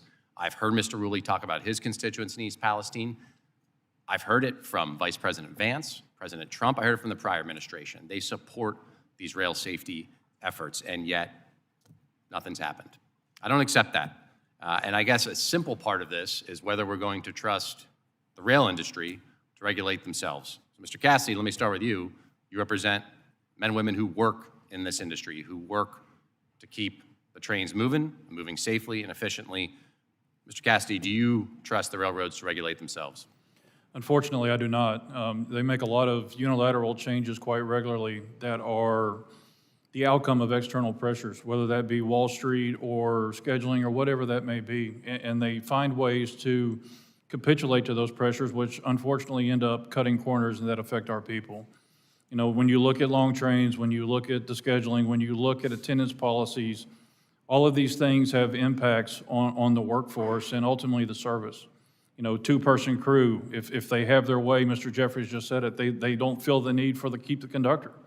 But if we remove the conductor off the cab of the locomotive, we do have a history that shows two-person crews and the conductor deliver a level of safety. To remove that person, you are going to equate to risk. You're going to bring a new risk into it. And so we got to make sure that we have guidelines and guardrails that we're doing the right things because they're going to have impacts on the American public. And when you look at attendance policies, just an example, last week, I believe it was, maybe two, BNSF decided to cut and slash their attendance policy without any conversation or consideration. Work-life balance is being used up here as though it's a gift, but it's not a gift. It's a hammer over our workers' head. And so we've got to make sure that we're doing the right things for the workers and in turn do the right things for the American public. We want and need the railroads to succeed. Please don't get me wrong. Rich railroads work well for our membership. Successful railroads work well for our membership. We need them to do the right thing. But unfortunately, we cannot trust them to do that because there are pressures that they capitulate to, and we can't account for that. Well, Mr. Cassidy, you made a point about railroads succeeding being good for your members and being good for our country, right? We have to move goods safely and quickly. I'm not willing to use my constituents as collateral damage in the way of profits, but we have to move things on the rails safely. And to the point of trusting the railroads to regulate themselves, in the year after the derailment, the Class I railroads' derailment rate increased. I'll read you a quote about those figures. Quote, "These figures show the railroads industry's safety standards are getting worse. We can reverse the trend by passing the Railroad Safety Act immediately." That was Senator Vance, who's now our vice president. Let's pass the legislation and protect my community, protect communities like ours all over the country. Mr. Chairman, I'll yield back. Gentleman yields back. Mr. Fong, you're recognized for 5 minutes. Thank you, Mr. Chairman. Wanted to ask a few questions of Mr. Jeffries and Mr. Baker. I certainly share your perspective. It was important that CARB withdrew their petition to implement as an unworkable in-use locomotive rule, and I think that's important for our supply chain. Did want to ask if there were other state or federal policies that are going to hinder or rail operations in California specifically. Well, thank you for the question. And if I could just comment quickly, 2022, the 2023 derailment rate was significantly lower than 2022. In the first 10 months, it's lower than, of 24, it was lower than 23. 2.77 incidents per million train miles. That's not good enough. It should be 0, but progress continues to be made on that front. And I just wanted to make sure the record reflected that. And thank you for your support on CARB's misguided efforts.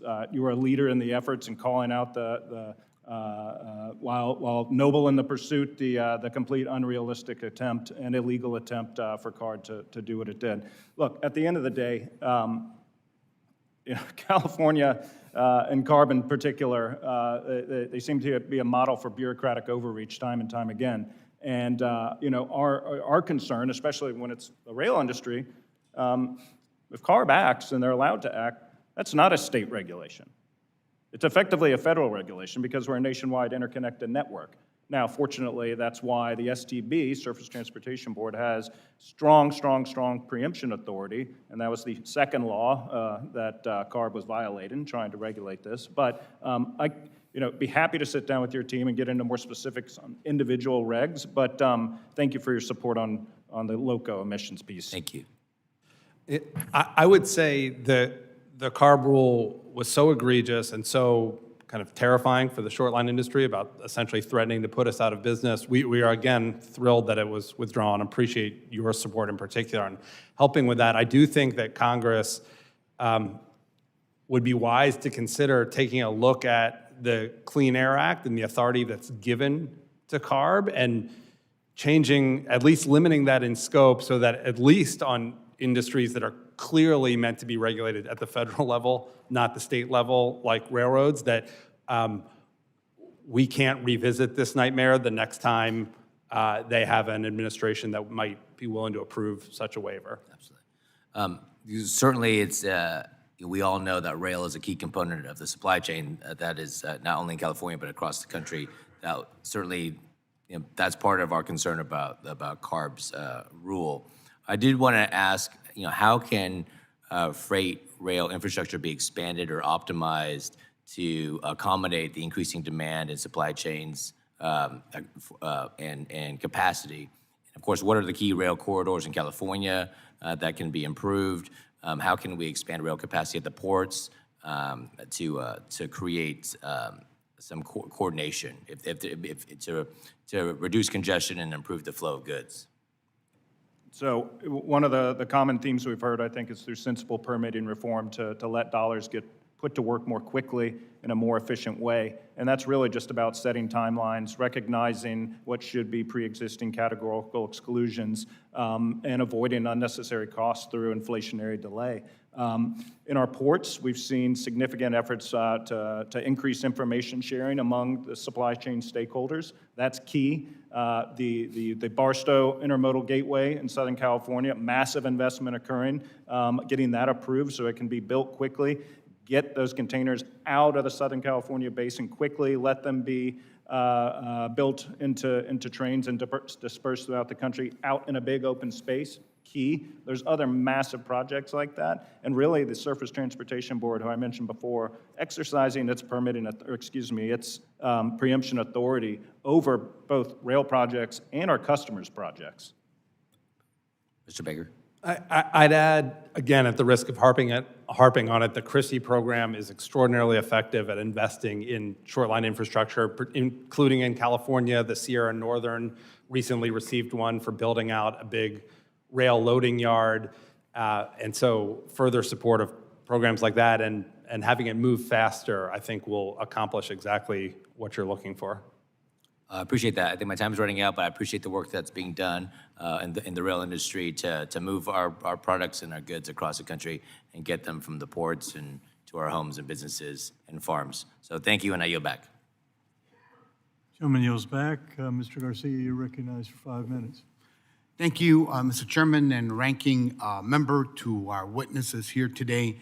I represent Chicago, the nation's busiest freight hub. One of every 4 U.S. freight trains passes through Chicago. That's about 500 freight trains and 800 passenger and commuter trains every day. I was glad to see that the Chicago Region Environmental and Transportation Efficiency Program, better known as CREATE, received 2 important grants from U.S. DOT. Nearly $300 million will go to improvements on a 3-mile elevated rail corridor on Chicago's south side. And another $43 million will be invested on building a grade separation along 65th Street and Harlem Avenue across the street from my district. Together, this funding will help relieve congestion along Chicago's rail network, improve supply chain efficiency, and make communities safer as well. This is made possible through the collaboration between public sector and Class 1 railroads. Mr. Jeffries, can you speak about how important programs like CREATE are for our national rail and freight network?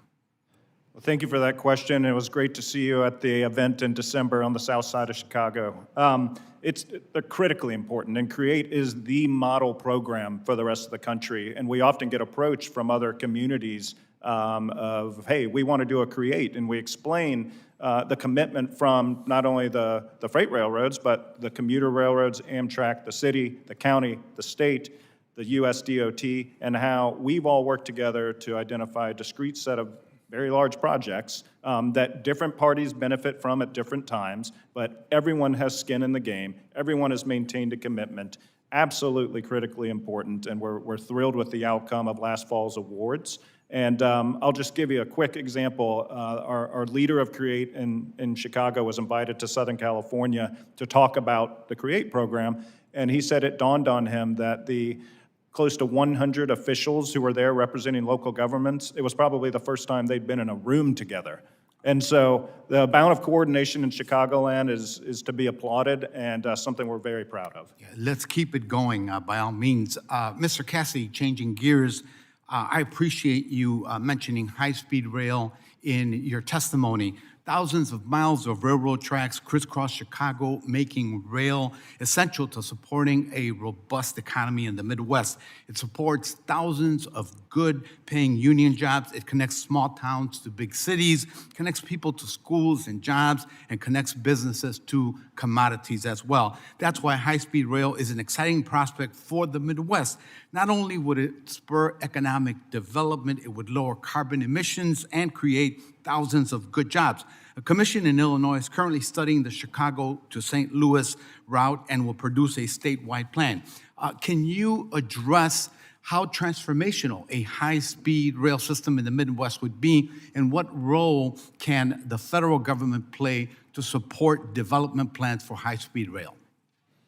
Sure, thank you for the question. High-speed rail would be absolutely transformational for the rail industry, and for all the reasons that you addressed. I mean, the efficiency and the effectiveness and the benefits for the American public are exponential and hard to be quantified in such a short statement like this. But for the rail workers as well, to know that we would have the opportunity to see the economy and the infrastructure grow is something that we haven't seen for a long time. That's why Brightline West is so encouraging, because the more we look at transportation in our country, the more we recognize that the highway system isn't doing what it's supposed to be doing anymore, that it's too crowded, that it's not efficient as the way it should be. High-speed rail gives us the opportunity to alleviate a lot of those pressures. But we need the government's help to encourage those construction projects. We need the government's help to fund those projects, and we need the government's buy-in on the rail industry to make sure that we are expanding that. Kind of like what's been talked about already this morning, is that for whatever reason, and I know Mr. Jeffries talked about this isn't your granddad's railroad, but the public view, when they see the railroad system, we have been in the background for so long that they don't view it as the next step. For some reason, aviation gets this whatever put on it to make it seem as though that is the ultimate future, but the ultimate future doesn't have to be there. We have opportunities in the rail space to take people where they're not easily able to go, smaller routes, longer routes, faster routes. High-speed rail is absolutely critical in development for our country, and we just need the government's buy-in, and we need financial support and support across the board. Thank you, sir. Mr. Chair, I yield back. Gentleman yields back. Mr. Begich, you're recognized for 5 minutes. Thank you, Mr. Chair. My first question is to Mr. Baker.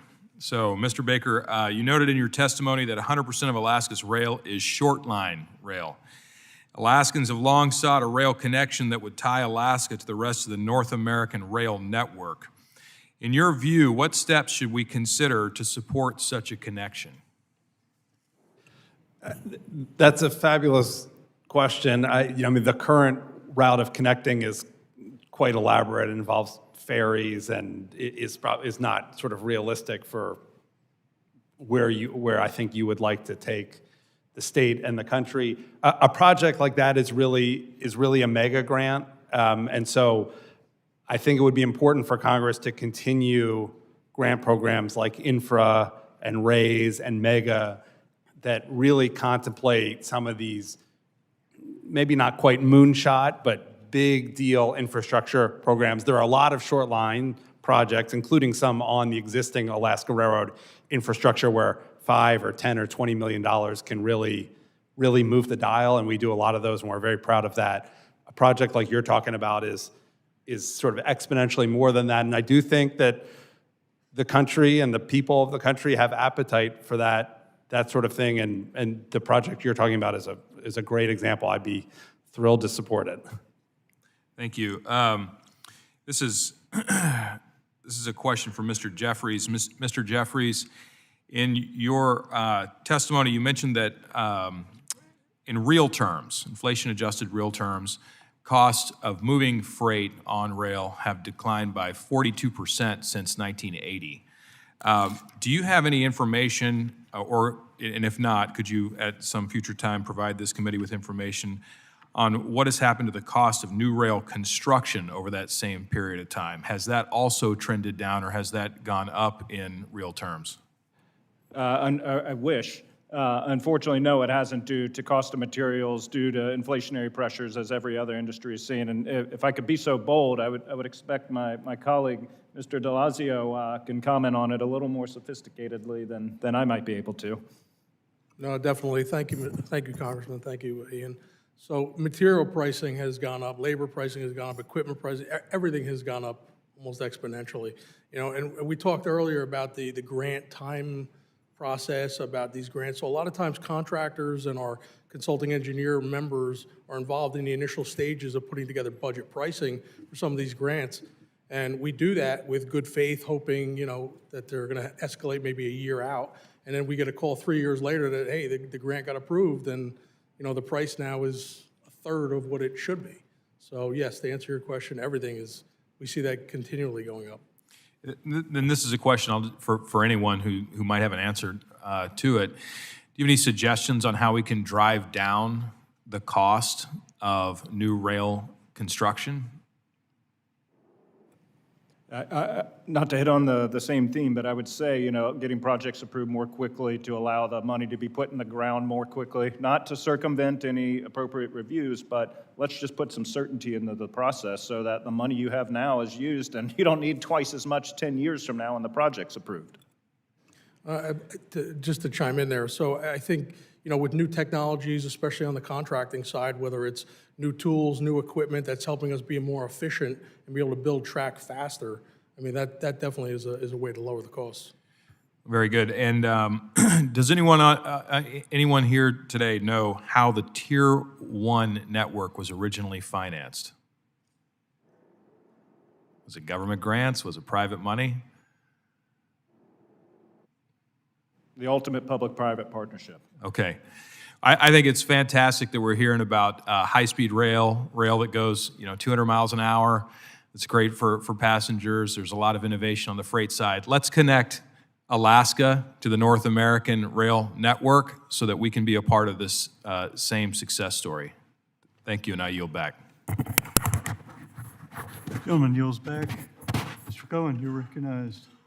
Thank you.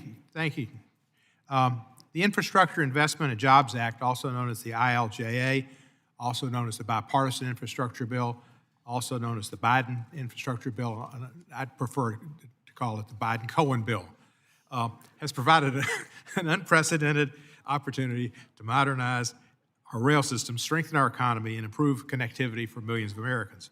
One program I'd like to highlight is the Corridor Identification and Development, also known as the Corridor ID Program, which has awarded $500,000 to study the feasibility of a passenger rail corridor connecting Memphis to Nashville and then on to Chattanooga and to Atlanta. This Sunbelt Atlantic connector will connect major population centers, fostering economic growth and reducing traffic congestion in our region. Tennesseans and Georgians alike are eager for the eventual completion of this project and hopefully can move to the next phase expeditiously. I also remain committed to enhancing the passenger experience on Amtrak. Mr. Garcia didn't mention the Amtrak service that goes through Memphis into New Orleans. And as a kid, I rode the Panama Limited in the city of New Orleans, and we went up to Chicago quite a few times and down to New Orleans as well. We've had great food on some of those, particularly the Panama Limited, and they had the best service, a Pullman train. But they had big, thick steaks and big, thick French toast, and they don't have that anymore. So I've introduced two bills, the Train Food Act and the Trains Eat Act, which aim to restore and improve onboard dining services on long-distance routes. I think would improve the experience and the ridership. When reauthorizing surface transportation programs for Amtrak, we must not neglect the passenger experience. Quality dining service is essential to attracting and retaining riders, making rail travel enjoyable and an alternative to driving or flying. Finally, I want to address a pressing issue in America and in Memphis, cargo theft. Unfortunately and sadly, Memphis, which has a large logistics hub and cargo, has seen cargo theft spike alarmingly in recent years, posing threats to businesses and supply chains. Addressing this problem is not just a local concern, it's a national concern, and I believe Mr. Jeffries, but even more so Mr. Baker, discussed trucks and your competition with trucks. And obviously, you don't like trucks. Trucks have 80% of the cargo theft, so you like that. But it's a great problem. In Memphis, we're trying to deal with it, and we need more solutions. Mr. Jeffries, the FBI has developed a task force composed of members of the U.S. Marshal Service, Memphis Police, Shelby County Sheriff's Office. What additional areas of collaboration could be established between freight railroads, law enforcement, and other stakeholders to enhance preemptive measures and effectively combat cargo theft on trains? Well, thank you for highlighting that, and that's a priority of ours is making headway because not only is it an issue in Memphis, it's an issue across several parts of the country, and frankly, the epitome of interstate crime. It is a federal issue that we need federal attention to, and one of the most frustrating things we've seen is that, arrests are made and prosecutions don't occur, and that's why we're advocating, and hopefully this task force will draw some attention to getting some resources behind prosecutions and putting folks behind bars and moving up the chain, because this is absolutely an organized effort, the sophisticated effort, and railroads are investing on their own to increase deterrence, increase monitoring and vigilance, but it's going to take everybody working together because the problem's not going away. And we'll look forward to partnering with you on this. Thank you. I know in the 1880s when Jesse and Frank were doing their job on the trains jumped into it and hired the Pinkertons. So you need to get the 21st century Pinkertons on this. And if I may, Congressman, we certainly view trucks as our big competitors, but we would absolutely view we're on the same page as them on cargo theft issues. We would not wish theft on even our harshest competitors. But if you had a choice. Please stay away from the trains, yes. Right. Mr. Jeffries, this corridor I talked about, Memphis on to Atlanta, could do a lot to improve congestion and the environment as well, reducing emissions. How can freight railroad partners work with passenger rail projects to advance these climate goals and equitable development? So when we've seen these projects work well, of which there are numerous examples around the country, all stakeholders get together at the front end and sit down and talk about desired outcomes. And so that's the municipality, that's the state, that's the passenger entity, that's the affected freight railroad, and talk about, okay, what do we want to achieve? What capacity is necessary? What investment is necessary to ensure that capacity? And who's going to pay for it? And so I've got 4 seconds, and I want to ask Mr. Cassidy something. You talked about the ultimate future and where we should look at transportation. Elon says it's Mars. Should we put all that money into planting a flag on Mars, or should we maybe do it somewhere like Memphis? Thank you for the question. I mean, I'm intrigued by the thought of going to Mars, but the reality is when we're talking about investments in taxpayer money, the investments here in the country, and the biggest benefit is moving them to where they need to go safely and efficiently. And there's no better opportunity than in the railroad system. And high-speed rail, in my opinion, is the greatest opportunity for funding to do something meaningful for the people of America to make an impact on the economy and the infrastructure as a whole. Thank you. Unless you're Ralph Cramden's wife, you're not going to the moon. Go back to the balance of my time. Gentleman yields. Mr. Kennedy, you recognized for 5 minutes. Thank you, Chair Webster and Ranking Member Titus. Appreciate you convening this committee, and thanks to the witnesses. You've been here for a while, and I appreciate your willingness to elucidate these important issues. The Uinta Basin Railway is an important project in Utah's 3rd district, and my district is home to the Uinta Basin with its major oil fields. There's several crude by rail projects in the works in my district, and that is one of them. And it's an opportunity for us to reduce truck traffic on dangerous roads. These are mountain roads with terrible weather sometimes, and move that crude oil out of the basin and move goods into the basin. So with that in mind, Mr. Baker, I was interested in your take on this. What are some of the major regulatory issues that face the railroad industry generally as it relates to American energy, and what steps we can take to enhance energy dominance in the United States of America and Utah, my congressional district specifically? The Uinta Basin project is very exciting. It would be served by a short line railroad, which would then connect to Union Pacific and connect it to the world. There was a big regulatory threat to that particular project. As you know, the STB approved, the Surface Transportation Board approved it with its environmental analysis. It was extremely exhaustive and I thought impressive analysis. And then a court overturned it and said that they didn't properly consider essentially the downstream effects of how the oil would be used, which is, Ian referenced a similar issue earlier today. That was just re-argued in front of the Supreme Court, and I think the outcome is heading in a direction that makes sense, where the reviews will now be limited, and this is to answer your question. The important outcome is that reviews be limited to the actual project rather than sort of a holistic view of how every commodity is going to be used, because if we do that, then we'll never build anything. And there are frankly not a lot of brand new rail lines that get built in this country. The Uinta Basin one is an exciting one. I'm sure Mr. Delawisio's members would be very excited to get to work building it, and we're excited to get to work moving it, and the folks in Uinta Basin are excited to get to work selling it, and probably most importantly, this stuff already moves, like you said, on trucks, on dangerous mountain roads. Moving it by rail is a better outcome for literally everybody. Thank you. And with that, Mr. Delosio, would you tell us what that would mean if you were able to participate, you and those that you represent were able to participate in building that railway? Thank you, Congressman. I'm sorry, could you please repeat that? What would that mean to you if we could, you and your industry, if we could actually start to build that railway that we're seeking to build there in my district? Thank you. Well, it means a lot. I mean, our member companies a lot of them are small, family-owned companies. A lot of them are larger companies. But to get those funds, to be able to get those projects and get involved, I mean, all that money that is spent to get those companies out there, get the workforce on the ground, get their equipment on the ground, start laying material, that all trickles down to feed their families. I mean, it's so vital. I mean, we have so many members all across this country that are just itching to build more track.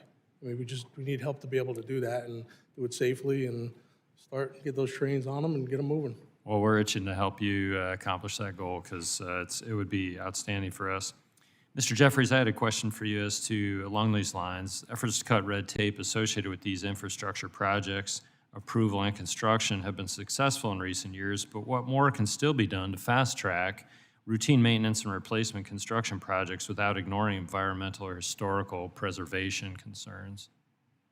Thank you for the question. So 2 things. One, and Congress has already told the Advisory Committee on Historic Preservation to do this, provide the same categorical exclusions to replacement of historic assets as you do highways.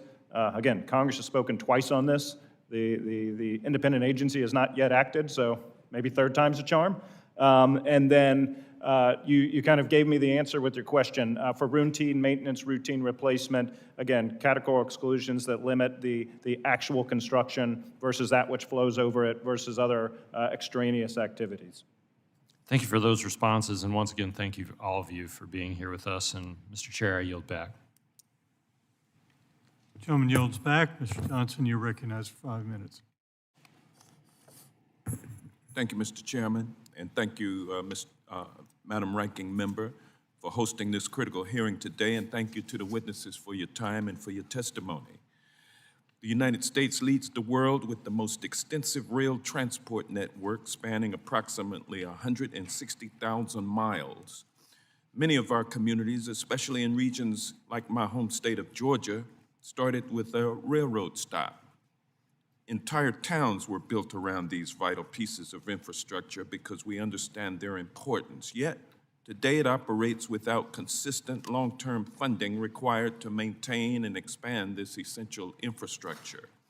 As we all know, climate change is one of the greatest challenges of our time, and rail emerges as a transformative solution. Our system provides the safest, most energy efficient, and environmentally sustainable mode of transportation.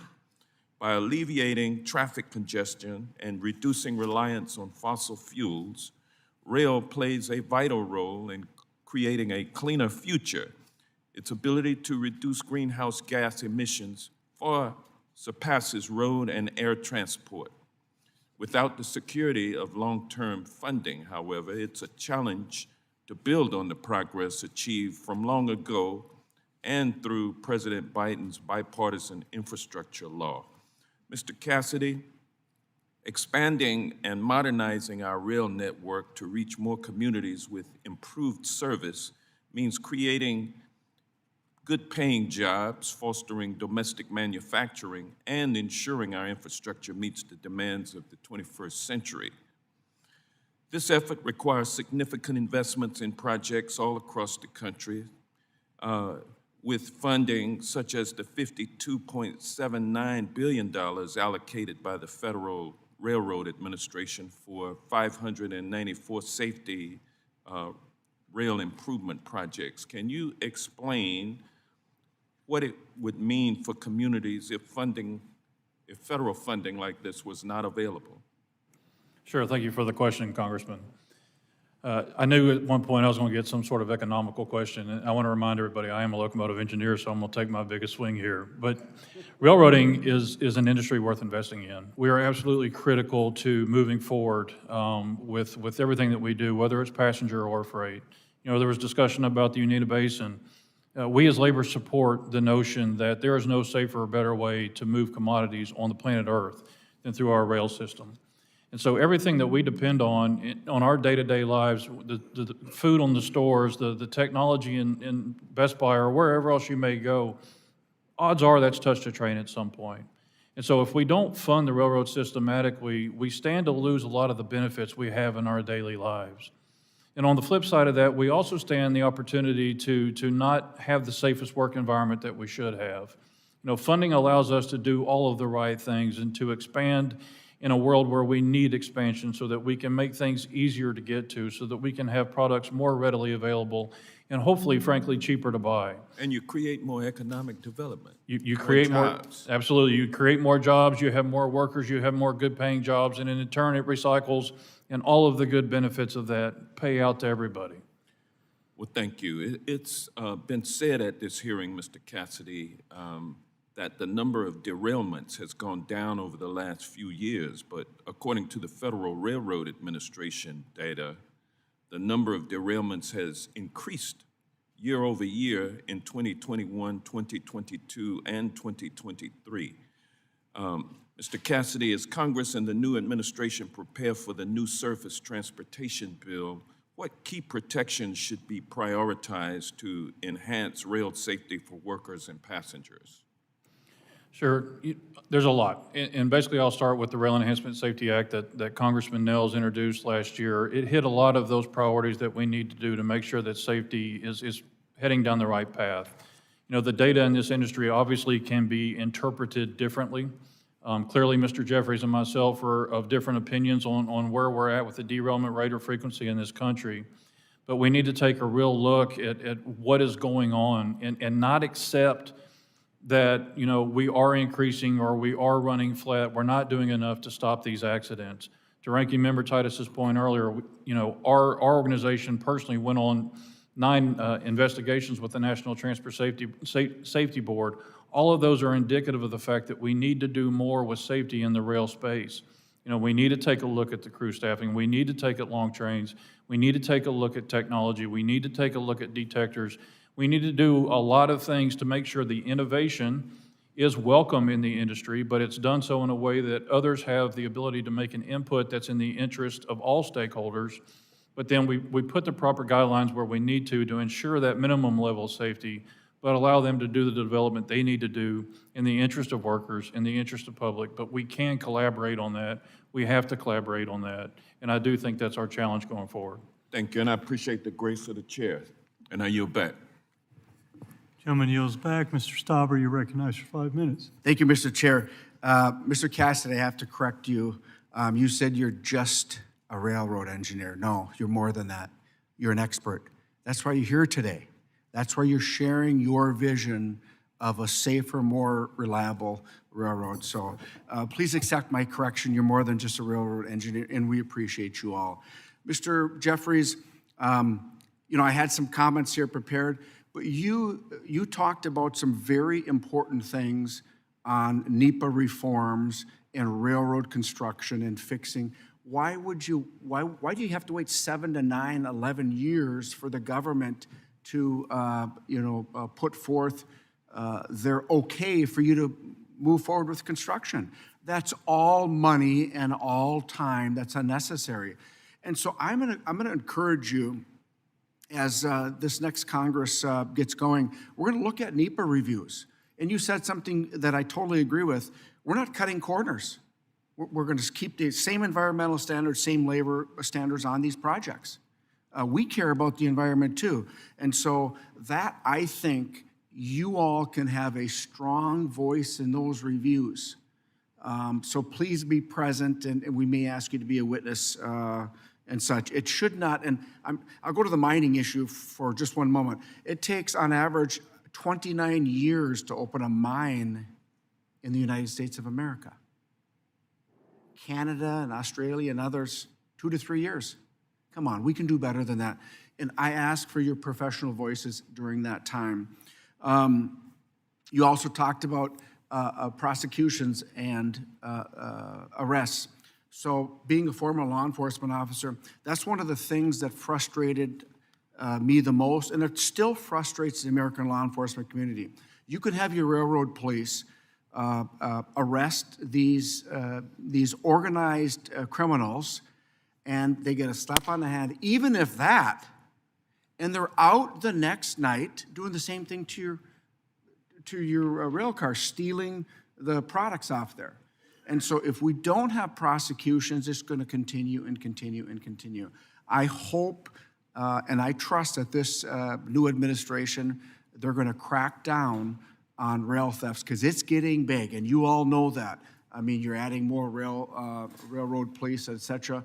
But I'm one to stand with you on the prosecutions, because when we don't prosecute that, guess who pays more for the end product? We, the American people. And so I'm absolutely with you on that. I want to say something that I think is really important. So I came from the county government in St. Louis County, northern Minnesota. So when we had issues with railroad crossing or safety, the community and the rail professionals always were there to help us out, to make sure that that crossing was the safest it can be. I want to just tell you that I understand safety is your first, second, and third priority, not only for the public, but for the passengers, et cetera. So I've been on this committee since day one, and we're all almost on the same page. And when we do that, we can move mountains. And I think that as we continue in this Congress, let's have that discussion. Because I think rail is a huge part of our mode of transportation, amongst others, right? I mean, we have room for the aviation community, certainly aviation. We have room for using our ships and ports, et cetera. Certainly we can do that. And I would be remiss if I didn't say that Duluth, Minnesota has the most inland port in the country.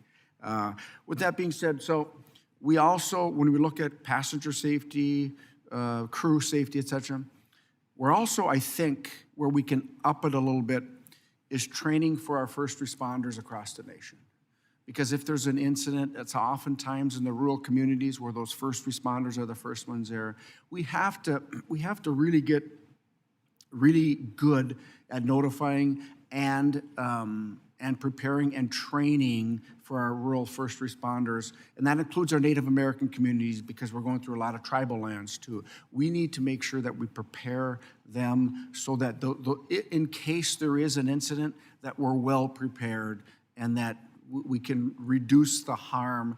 And so for a legislator like me, I'm looking for all of you for that expertise, advice. So when we talk about rail safety, when we need to put legislation, that you're at the table. I really appreciate the expertise in this panel, and thank you for your time for coming this afternoon. Mr. Chair, yield back. Gentleman yields back. Mr. Ryan, you're recognized for 5 minutes. Thank you, Mr. Chairman. I'm excited to join this subcommittee for the first time, and thank you to the ranking member as well. Thank you to our witnesses for now many hours of your time this morning. I proudly represent the Hudson Valley region, which is north of New York City. A significant amount of railroad traffic, both freight and passenger, including 123 miles of CSX run freight on the west side of the Hudson River. Many areas and crossings specifically in my district, as has been discussed, desperately need safety enhancements and investment and redesigns, from traffic signal upgrades to prevent congestion backups, roadway redesigns, and enhanced warning systems, even basic signage, which we're lacking at many of these crossings. For example, the town of Saugerties in my district, which is an entirely ungated crossing, lacks any warning lights, and in 2017, a constituent riding in a taxi was killed when her taxi driver missed a stop sign and drove right into the path of an oncoming train. A simple fix like warning signage would have helped avoid this tragic incident. CSX operates, as I said, trains throughout many densely populated urban areas in my district, including the city of Kingston, my hometown, which has 35 on average freight trains a day running through the heart of a pretty busy city, carrying a lot of things, but including waste, petroleum, industrial chemicals, and other potentially harmful substances. We greatly appreciate the role CSX plays in our economy, as has been discussed here, but it's been a repeated point of challenge. I was also in county government, like my colleague said, to get cooperation from CSX to really work with us on that, so I'll continue to focus on that. In fact, in the town of Ulster last year, a constituent of mine was struck and killed by a CSX train due to a lack of any pedestrian crossing signage. So I want to work in good faith in a bipartisan way to figure out how to address things like this. In an encouraging sign, and you mentioned this in your testimony, Mr. Jeffries, your written testimony, the city of Port Jervis, also in my district, just received one of the railroad crossing elimination RCE grants, thanks to funding from the bipartisan infrastructure legislation. This was another very problematic intersection where a few years ago someone was struck and killed, and this funding will be a game changer to help address that. So my first question is to you, Mr. Jeffries, just to ask, on that point of the RCE grants and other similar grants, can you just talk about the value of that, and would ask your help to work at a local tactical level in a constructive way to speed up all of these? Absolutely. Thank you for the question. So pedestrian and motor vehicle accidents at crossings are the toughest safety challenge we continue to face. We've seen dramatic decreases in every other type of accident. And so that starts, first of all, with every opportunity, eliminating the crossing. And so with the grant you referred to, that's huge. And while we wish we had endless sources of funds to separate all high impact crossings, that the reality is we don't. And so secondary, we've got to have the best safety equipment there. Warning devices through the Section 130 program. Driver education, public education through partners such as Operation Lifesaver, who, if you haven't done any work with them, would certainly love to get you involved with that, making the public aware. When you see tracks, think trains. It's a common sense statement, but not something that's always reality. And I would love to work with you in your office to continue, one, to prioritize the two programs I mentioned, and two, look for ways to further educate the public and get that out there, because it is an immensely avoidable tragedy that happens too often, and something that we're invested in making further progress on. No, I appreciate that. And I think as we enter this new administration and the new moment we're in, I think it's very important to note grants like the RC grants and other life-saving funding in the bipartisan infrastructure law should not be politicized. And I hope, and many of you said this in both your spoken testimony and written, that we can at least agree that maintaining, if not bolstering funding to those programs benefits everyone, including the industry, so that they're not having to invest fully on their own in that regard. I'm an Irish Catholic guy, so I'm going to do my best with your name, sir. I know, I apologize. Mr. Deluisio, is that okay? No, that was pretty good. Yeah. All right. I apologize. In terms of your membership and yourself and your experience, what are the challenges that you all have faced in actually installing and driving through projects? Say we have funding, how do we drive through? Oh, I'm sorry, I'm over, Mr. Chair. I apologize. I got too excited. I'm going to have to yield back, and would love to follow up with all of you on follow-up questions. No, I appreciate that, and please feel free, afterwards I'll give you my information. I'm happy to talk to you. We're actually neighbors. I live in northern New Jersey, so I'm not far from your... I'm sorry to hear you're from New Jersey. Yeah, I know. Thanks. Thank you, sir. Gentleman yields back. Mr. Mann, you're recognized. Thank you, Mr. Chairman. A lot different from New Jersey. I'm from Kansas, but New Jersey, Kansas, California all rely on rail, and I appreciate you all and what you do. My state, we have 4,600 miles of rail track, runs the gamut. My district is the western two-thirds of Kansas, except for the counties around Wichita, and so we need good rail networks, class ones and short line, to get our ag products out of fields, out of packing plants, and to the mouths they're going to feed them. So appreciate you all and what you do. As you all know, this committee is beginning to work on the next service transportation reauthorization, which is a big thing that we're going to focus on this year. Pretty high-level question, but for you, Mr. Jeffries, can you highlight the areas that you think we should be targeting for improvements to ensure that goods, people, or ag products are moved safe and in an efficient manner? How would you like, there's going to be limited resources, but in your view, how should we be targeting those funds? So I would say there's a few different things. One is maintaining these grant programs that do have such strong bipartisan support in allowing our public partners and our short lines to receive those funds on a merit-based basis to invest, to create and expand capacity to serve customers like all the good folks in your community. Two, I would say you can make those programs run better, either by Congress or the administration by getting dollars out the door more quickly. We talked about delays. By permitting reforms, allowing projects and money to be put to work more quickly. And then, on the operational side, creating a more outcomes-based regulatory environment. And I know there are differing views on this, but I think there's a lot of common ground about how do we achieve the best safety outcome in a way that allows for innovation, frees up the network, allows goods to continue to move, takes people out of risky situations. And at the end of the day, promoting, American competitiveness in a way that encourages investment, encourages goods to move, encourages products to move out of your state to other states and to other countries at the end of the day. So we're not looking for funds primarily, but the Highway Trust Fund sure is, and that needs to be fixed in a dramatic way. That's right. Yep. Our whole transportation network, as we know, is interconnected, which is important at this committee. Next question for you, Mr. Baker. Kansas is served by 14 short line and regional railroads. We have 2,000 miles of track. Short lines play a vital role in the network.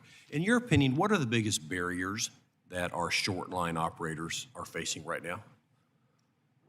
The biggest barrier short lines face is a lack of funds, right? And it goes back to the origin story. The reason there are so many short line railroads in Kansas is because if you go back a couple of generations, those were the unprofitable, unloved, kind of marginal branch lines of larger railroads.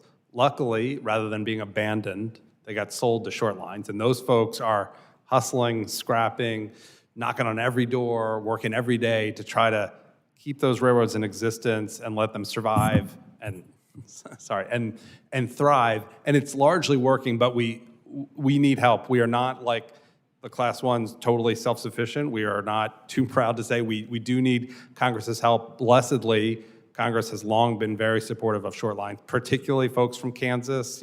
Now Senator Moran has been a long time, very aggressive supporter of short lines, and you have been too. The CRISI program, again, is the single most important program under this committee's jurisdiction that really matters to short lines. The Nebraska, Kansas, and Colorado Railroad, the South Kansas and Oklahoma Railroad, they've both benefited from CRISI grants and short lines, and there's more to come as long as we can keep that program going.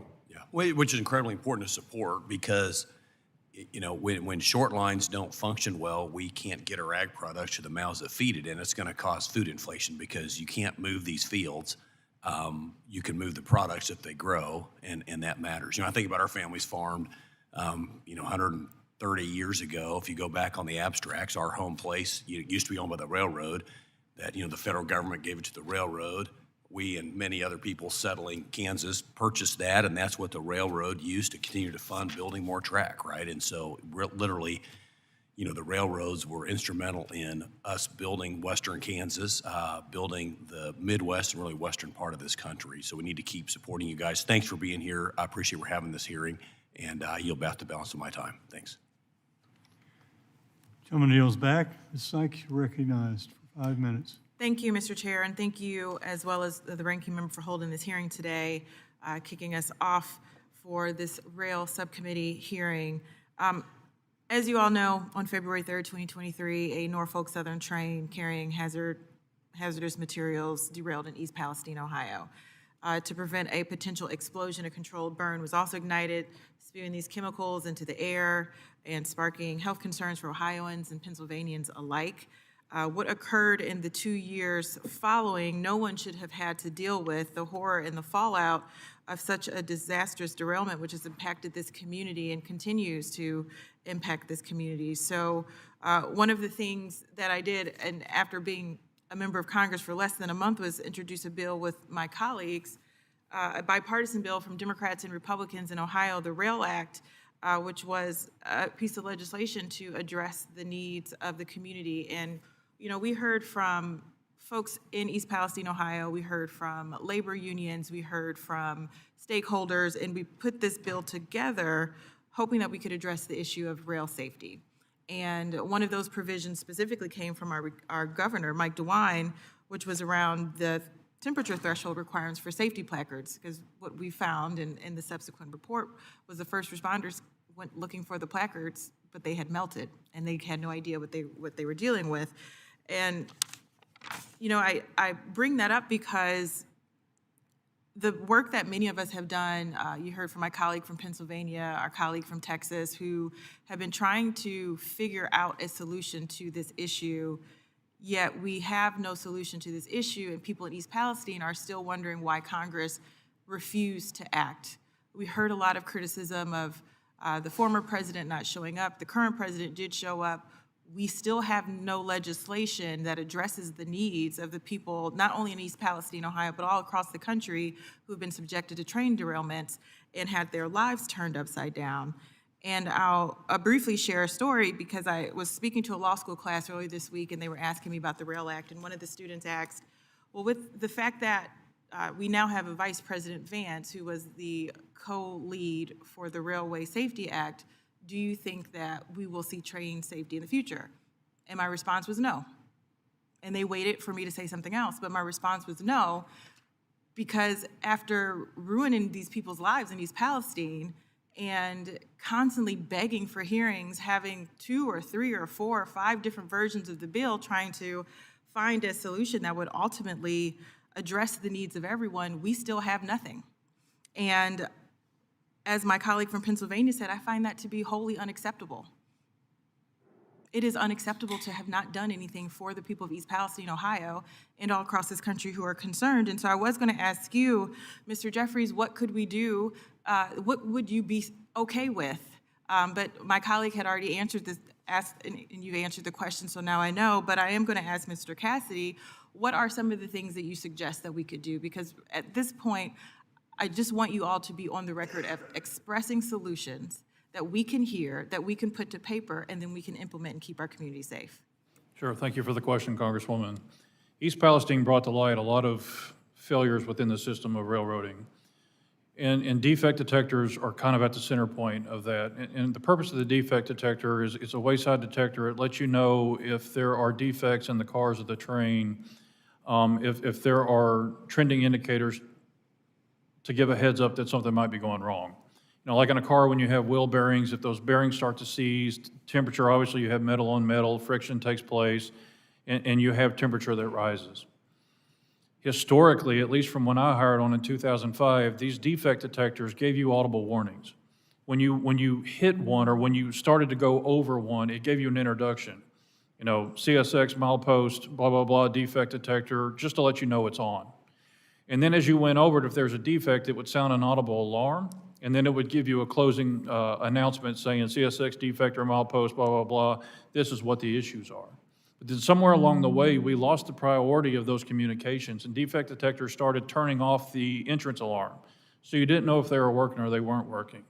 And then somewhere else along the way, and the next step in the transition is that railroads decided that they didn't want to give the operating crew that information about the defects, that they were better suited to determine whether there was a defect, it should be appropriate, it should be reported or not. And then we get into the temperature thresholds like you addressed. You know, there should be a standard on those thresholds. There should be a point at where we need to say, hey, look, you've got to be notified of it. But to Congressman Moulton's point earlier too, there's no reason we shouldn't be in a place where technology doesn't exist that's providing real-time information to the crew in the cab of the locomotive, because that's who needs that information. We're not going to keep operating a train when we know there's a problem behind us. No, we're the ones that are responsible for its operation. We're the ones whose lives are at stake, and we're the ones that want to make sure that we get the job done the way we're supposed to. If there's any one thing in East Palestine Palestine that we can fix, is making sure that the defect detectors are communicating, that they're relaying the information to the crew, to the people that have to have it in real time. And getting those things done. But the Rail Safety Act, Rail Safety Enhancement Act, did approach a lot of those issues. Thank you, Mr. Speaker. I know we're out of time, but I'm in this committee to make sure that we figure out these solutions and implement them, and I look forward to working with everyone in order to do that. Thank you for letting us go over, Mr. Chair. I yield back. Kelly reels back. Mr. Burchett, you're recognized. Thank you, Mr. Chairman, Speaker. Mr. Jeffries, what priorities or revisions would you like to see in the surface transportation reauthorization legislation? So to name a few, fix the Highway Trust Fund. Our competitors have gotten and are on pace to get over $300 billion in public subsidy for the infrastructure they operate overall. How would you suggest we fix it? VMT with a weight variance on it. There are initial pilot programs out there. It's very eminently doable right now, and it's the most equitable way to do it. 2, no truck size and weight increases. 3, maintain multimodal competitive grant programs for our public partners and our short line colleagues. 4, create an outcomes regulation-based paradigm that focuses on safety outcomes versus inputs, to name a few. All right. Permitting reform, sensible permitting reform. Sir, we're government. We're not in the business of fixing things. We're in the business Well, of making it worse. But I appreciate that. We'll work on that. The Highway Trust Fund, tell me how it impacts the rail industry.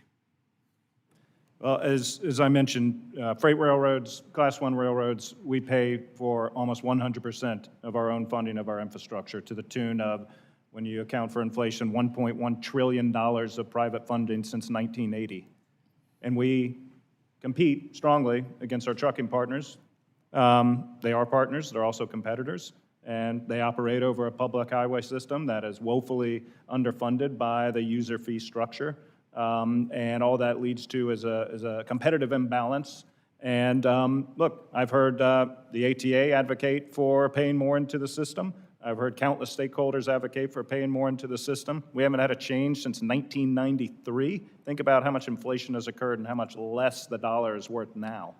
I hear it every day, every day. I had a question about new technologies, but I believe Mr. Cassidy addressed some of those with the bearing indicators. I've packed a few of those Timken bearings in my life, big and small. That's something everybody ought to do at some point. And have the federal regulations slowed the implementation of these technologies, Mr. Jeffries? Simple yes or no. Yes. Thank you. Mr. Baker, How's the short line rail industry utilize the Consolidated Rail Infrastructure and Safety Improvement Grants? Yes, sir. CRISI allows us to do projects that we just simply couldn't afford. Right? And what's your biggest barrier for that, with that? The biggest challenge going forward is, will CRISI continue to exist? Because the need exists, and so we need to make sure in the next surface reauth bill that the program continues with advance appropriations. Once the grant has been given, the biggest barrier is just how slow it is to get from, the award date is incredibly exciting and everyone's happy and there's a press release and a press conference, and then the next couple of years is sort of a painful slog of actually getting money in the ground, in ties and rail, and it just really doesn't need to be that slow. Okay. And that's how you think we should improve that, is to make it faster? Yes, sir. All right. Don't call me sir. It's just Tim. You'll get nowhere showing me any respect up in Washington, sir, I can assure you. Noted. Thank you. Let me ask you one more question, Mr. Baker. You've been very helpful. Has the bureaucratic red tape interfered with short line's ability to build, and how can Congress remove those barriers? I don't need the lawyer answer. I need me and you sitting here talking answer. The answer is yes. The red tape has slowed the process of building, and there are simple things. And I'm not even a lawyer, so I won't give the lawyer answer. But you work for a living. You choose not to steal, is what you're telling me. Things such as permit by rule, where if it's obviously a rehabilitation in an existing right-of-way, the answer is obvious. There's going to be no significant environmental impact. It's going to get a categorical exclusion. There's no reason that process needs to take months or years. That should be essentially instantaneous. Right. Also, pre-award authority, let us spend our own money at risk, and then we can get the project going. And then if you want to spend a few months arguing over paperwork, it's not as painful because Great. At least we're making progress. Would any of you two gentlemen like to add anything to that in the next 12 seconds? I would just like to add that, I agree. I spoke a little bit earlier about sometimes the processes, like as a contractor, and we want to give our partners those budget prices. Sometimes years later, they get the funding, and now that budget price we gave 3 years ago, really, it doesn't pay for the project anymore. So we have to go for change orders and things of that nature. So the timing really is an important thing. Thank you, Mr. Chairman. I yield back. Mr. Chairman, I would like to say for the record that I have an intern with me named Emma Grace from Nashville, Tennessee, and she is wonderful. We hear a lot of bad things about what's going on with our young people in this country, and around a young person like that, it makes me feel a whole lot better about where our country's headed. Thank you, Mr. Chairman. Gentleman yields back. Ms. Friedman, you're recognized for 5 minutes. Thank you, Mr. Chair. We have heard a lot about the importance of rail investments on farms and on freight, and that's wonderful and true. And we've also heard about the need to find ways of really funding our rail infrastructure, both for safety and for economic development. And I want to bring up another facet of this that's very important to my district, which is housing. I represent Los Angeles. As you know, we have been devastated by recent wildfires that have left maybe 12,000 people or more homeless. That's running straight into an existing housing crisis in Los Angeles that already had tens of thousands of people homeless in our community and many others facing severe overcrowding, and thousands of people who can't afford their rent because of the housing shortage driving up the price of rent. To me, it's been obvious for many years working on transportation issues that we're not going to solve our housing crisis in Los Angeles or many of our parts of our country without figuring out mobility. Because the first thing that neighbors always say when anyone wants to add new housing in Los Angeles and in many parts of the country is that they're concerned about the impact on parking and traffic congestion, which makes sense because we don't always give people other options for good mobility. And that means that for us to fix housing, we have to fix transit and better invest in transit. And rail, of course, plays a huge role in that. And getting people to and from work, which sometimes in Los Angeles can mean traveling many miles because people are priced out or working in areas where they can't find housing. So that's the lens that I'm looking at transportation investments through, that it's not just about moving freight, it's not just about moving maybe from region to region, but also solving our housing crisis, which makes it even more important. Now, the FTA's pilot program for transit-oriented development, our TOD planning, helps to create communities that are walkable and bikeable and more connected. And the bipartisan infrastructure law provided a 38% increase for DOT programs. But transportation costs are still one of the highest consumer costs that we see. And in 2023, LA area households spent 16% of their budget on average on transportation, totaling almost $15,000 a year. And for people who are transit dependent, people who can't afford a car or for a variety of reasons can't have a car, we actually give them a pretty miserable experience because we don't invest enough in transit, partially because our formulas from the federal government don't reflect the real need. So I am wondering, and I guess I'm going to direct this to Mr. Cassidy, but it really can be any of you, how can the federal government be a better partner? I know that, of course, funding is a part of it, but I am looking for ways to help support rail expansion, upgrading rail, faster headways, and so is there something I should be looking at, certain programs that I should be fighting for, or policy changes that I can help push forward to help with transit in Los Angeles and across the country? Sure, thank you for the question, Congresswoman. I wish I was better equipped to really speak to this and the funding nature of it. But what I will say, one, I want to be understood that labor is fully on board with helping to rebuild the LA community, and anything that we can do to encourage the growth or new introduction of transit and rail, we are 100% on board. You know, the one critique I would offer about government and its role and how we do that is just having an open communication and an honest conversation about what we can do to make things better, especially in the rail space. You know, safety for us is not a partisan issue. It should not be us versus them. It is simply one of those things that we must accept and we must drive towards. And improving communities is one of those things that we've got to be talking about, real-world solutions that are doable, and then not worrying about, you know, what party might do what. We've just got to get down to the fact that, hey, we need to do what's right for the American public. We need to do what's right with how to make sure they have the opportunity to get to work. And I know this affects all too well. I'll be really honest here.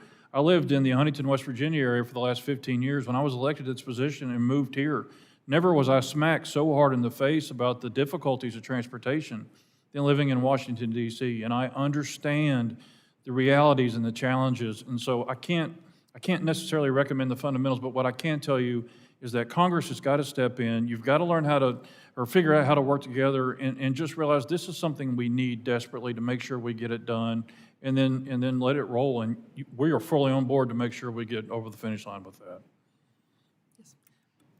I would just add, first and foremost, my condolences to the entire LA community. I have family who's lost a home, friends, no doubt you do as well, and absolute tragedy. I think a lot of it comes down to, you know, Southern California is another one of those parts of the country that has so many different governments. And we talked about a program earlier in Chicago called the CREATE program, where the city, county, state, freight rail, passenger rail, commuter rail have all worked together to talk about investments to be made to free up capacity to create more service. And I think there was a real opportunity there to coordinate and identify shared priorities that'll have the biggest impact for the whole community versus community by community. And so would encourage you to take a look at that program and how we might be able to work to be part of that sort of establishment moving down the road. I'd also note, we've talked about the Highway Trust Fund a few times, and Ian and I tend to approach that from the concept of freight and freight rail competing against trucks, but I think our transit friends would have a similar vantage point on rail transit, you know, or even bus transit versus roads. And the reality is LA is very different than perhaps a rural area. In a rural area, perhaps the money is best used to expand the county road, but in LA, New York, Chicago, you cannot build your way out of traffic congestion by more roads. It doesn't work. You need to invest more in rail transit. Thank you so much. Yield. Shelley yields back. Mr. Taylor, you're recognized for 5 minutes. Thank you, Chairman Webster and Ranking Member Titus, for holding this meeting, and thank you, witnesses, for being here with us today. I appreciate it very much.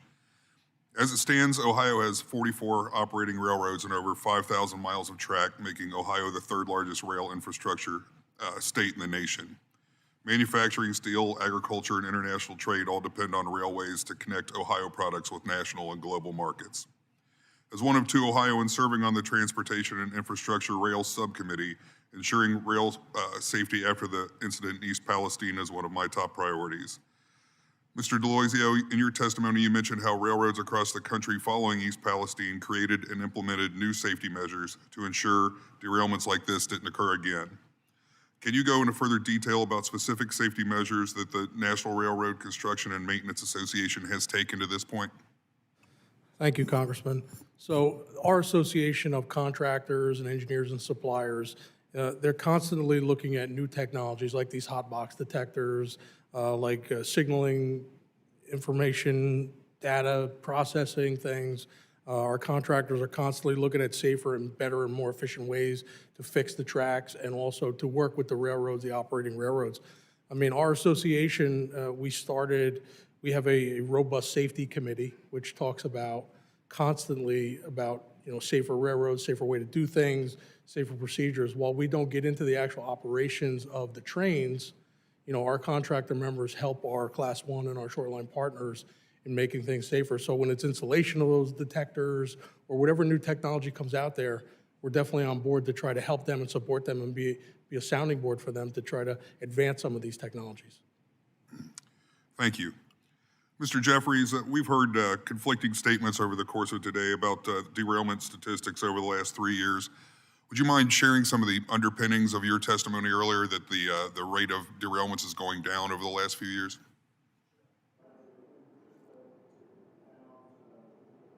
Sure, I'd be glad to. Just to add on to my colleague's comments, freight railroads took a number of steps as well, increased the number of wayside detection, whether it's hot box, whether it's acoustic bearing, whether it's machine inspection portals, whether it's reducing absolute threshold on bearing increases, whether it's establishing new trending algorithms for troubling trends and increasing temperatures on bearings, or whether it's making sure first responders have real-time information. 2.3 million first responders now have access to our real-time app. Shifting to the safety numbers. So we saw in 2023, employee injury rate was at the industry's all-time low. We're a 200-year-old industry, all-time low. Final 2024 numbers haven't come in yet. We're neck and neck with that, slightly below, but that's through 10 months. So hopefully the last 2 months of the year will bear that out. Of course, any number above zero, we've got a lot more work to do. On the derailment rate is the key measure, rate. In 2023, the rate was 3.46 incidents per million train miles. So far in 2024, the number's 2.77 per million train miles. Again, that's above zero. That's not acceptable. We've got a lot more work to do. But the vast majority of those incidents occur within the yard or on industry track, not on the main line being the interstate highway of the rail network. That does not diminish those incidents.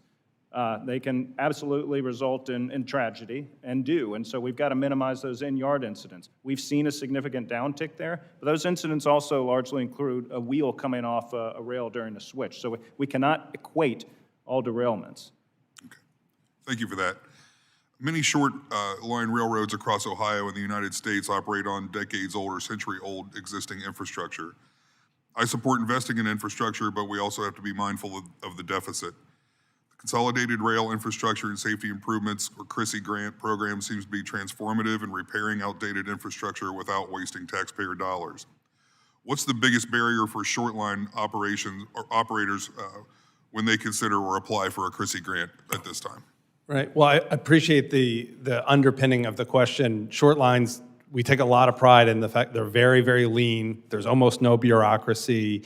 If a short line gets 10, 12, even $5 million from the FRA and a CRISI grant, that money goes right into the track. There's not a big engineering studies, there's not layers of management to process it through. So we feel very happy that we can deliver government a good bang for the buck. The delays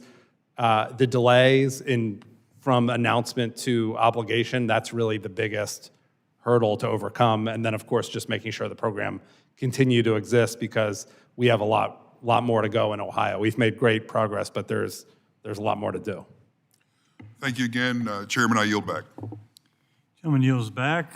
Mr. Nadler, you're recognized. 5 minutes. Thank you. Let me start by thanking Chairman Webster and Ranking Member Titus for holding this hearing and the witnesses for appearing. Before I go into my questions, I want to express my concern again about President Trump's hastily and poorly drafted executive order that froze a substantial portion of critical bipartisan infrastructure law funding. Despite the White House drafting memos and OMB trying to clarify, states are still being told that their approved funding for bridges and highways is on pause. I remain concerned that the White House triggered an entirely avoidable crisis, and I urge the White House to finally clean up this mess. Mr. Jeffries, your testimony underscored the many advantages of rail freight compared to trucking, particularly in terms of safety, efficiency, and infrastructure sustainability. Studies suggest that increasing truck size and weight limits could divert as much as 20% of freight from rail to roads. Could you elaborate on the potential consequences of such a shift for the communities we serve, including the strain on the nation's road and bridge infrastructure? Thank you for the question. Welcome back to the committee, and thank you for your long-standing championship of this issue. The impact will be immense, to put it lightly. We already have a highway trust fund that's underfunded by hundreds of billions of dollars. We've long since abandoned the user pays fee. Our trucking partners operate over infrastructure, of which most estimates say they pay max 60% to cover the cost of the infrastructure damage. Increasing truck weights would only exacerbate infrastructure damage, exacerbate congestion. That's more trucks moving up and down the I-95 corridor, the I-81 corridor, which every time I'm on it, I feel like I'm the only car driving on it.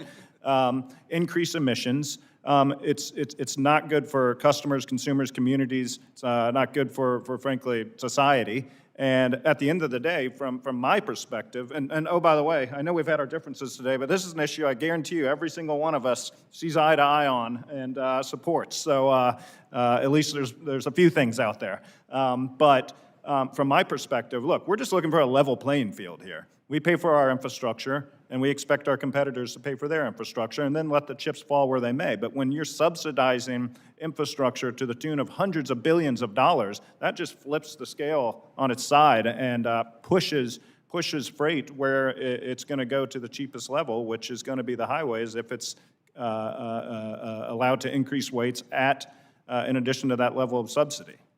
Does everybody on the panel, in fact, agree with Mr. Jeffries on this? I do, for sure. I'd also note there's a huge safety concern, which you all have pointed out. There are 40,000 people dead last year on the interstate highway system. We're used to that as a country because it happens every year for decades, but that's a horrifying number. And the fact that anybody could look at that scenario and say, what we ought to do is add bigger and heavier and more trucks to that, I just don't think that makes a lot of sense. Thank you. Mr. Jeffries, your testimony also mentioned the disparity in funding between rail and trucking. What policy changes could Congress implement to address this imbalance while ensuring a fair and competitive freight transportation market? Well, first of all, don't make any changes to truck size and weight. And second of all, we've got to get a hold of how the highways are funded. It's got to be done by the user. And I would just say, it's not just the folks on this panel that share our concerns. It's truck drivers. There's a lot of trucking companies. To my knowledge, the ATA is not advocating for this. This is a select group of shippers advocating for this. And so we believe citizens don't support it. So we believe the vast majority of this country opposes any sort of change. Thank you. Finally, your testimony highlighted the importance of programs like the Infrastructure for Rebuilding America, which I was proud to help create a decade ago, and the Mega Grant Program. These initiatives have been instrumental in addressing critical infrastructure challenges nationwide. They also represent vital funding opportunities for transformative projects like the Cross Harbor Freight Tunnel Project, which has the potential to significantly divert freight from trucks to rail, enabling the more efficient movement of millions of tons of goods each year through New York and New Jersey. Mr. Jeffries, in your view, what steps can Congress take to improve these grant programs to support even more transformative projects, particularly in high-need areas? I'll be quick. Keep funding them, get the money out quicker, and make sure that distributions and awards are merit-based, and finally, one application, one central application for all these different programs so that folks don't have to reinvent the wheel every time they're applying for funding from a different program, but fully support. Thank you. I yield back. Gentleman yields back, and don't see anybody else that hasn't been recognized, so thank the witnesses. Thank you for coming, staying to the end, giving us great direct answers on all kinds of issues. With that, meetings. Yes, go ahead. Thank you. I just heard several mentions of cargo theft. We've been working on retail theft, and that's much more than stealing a candy bar now. I suspect there's some overlap between these circles that are involved in this. Maybe we need to put a roundtable together with some of the stakeholders and look at how we can do a concerted effort on this issue. We'd be happy to. Thank you. Thank you, Mr. Chairman. Now, no one else is asking to be recognized, so the meeting stands adjourned.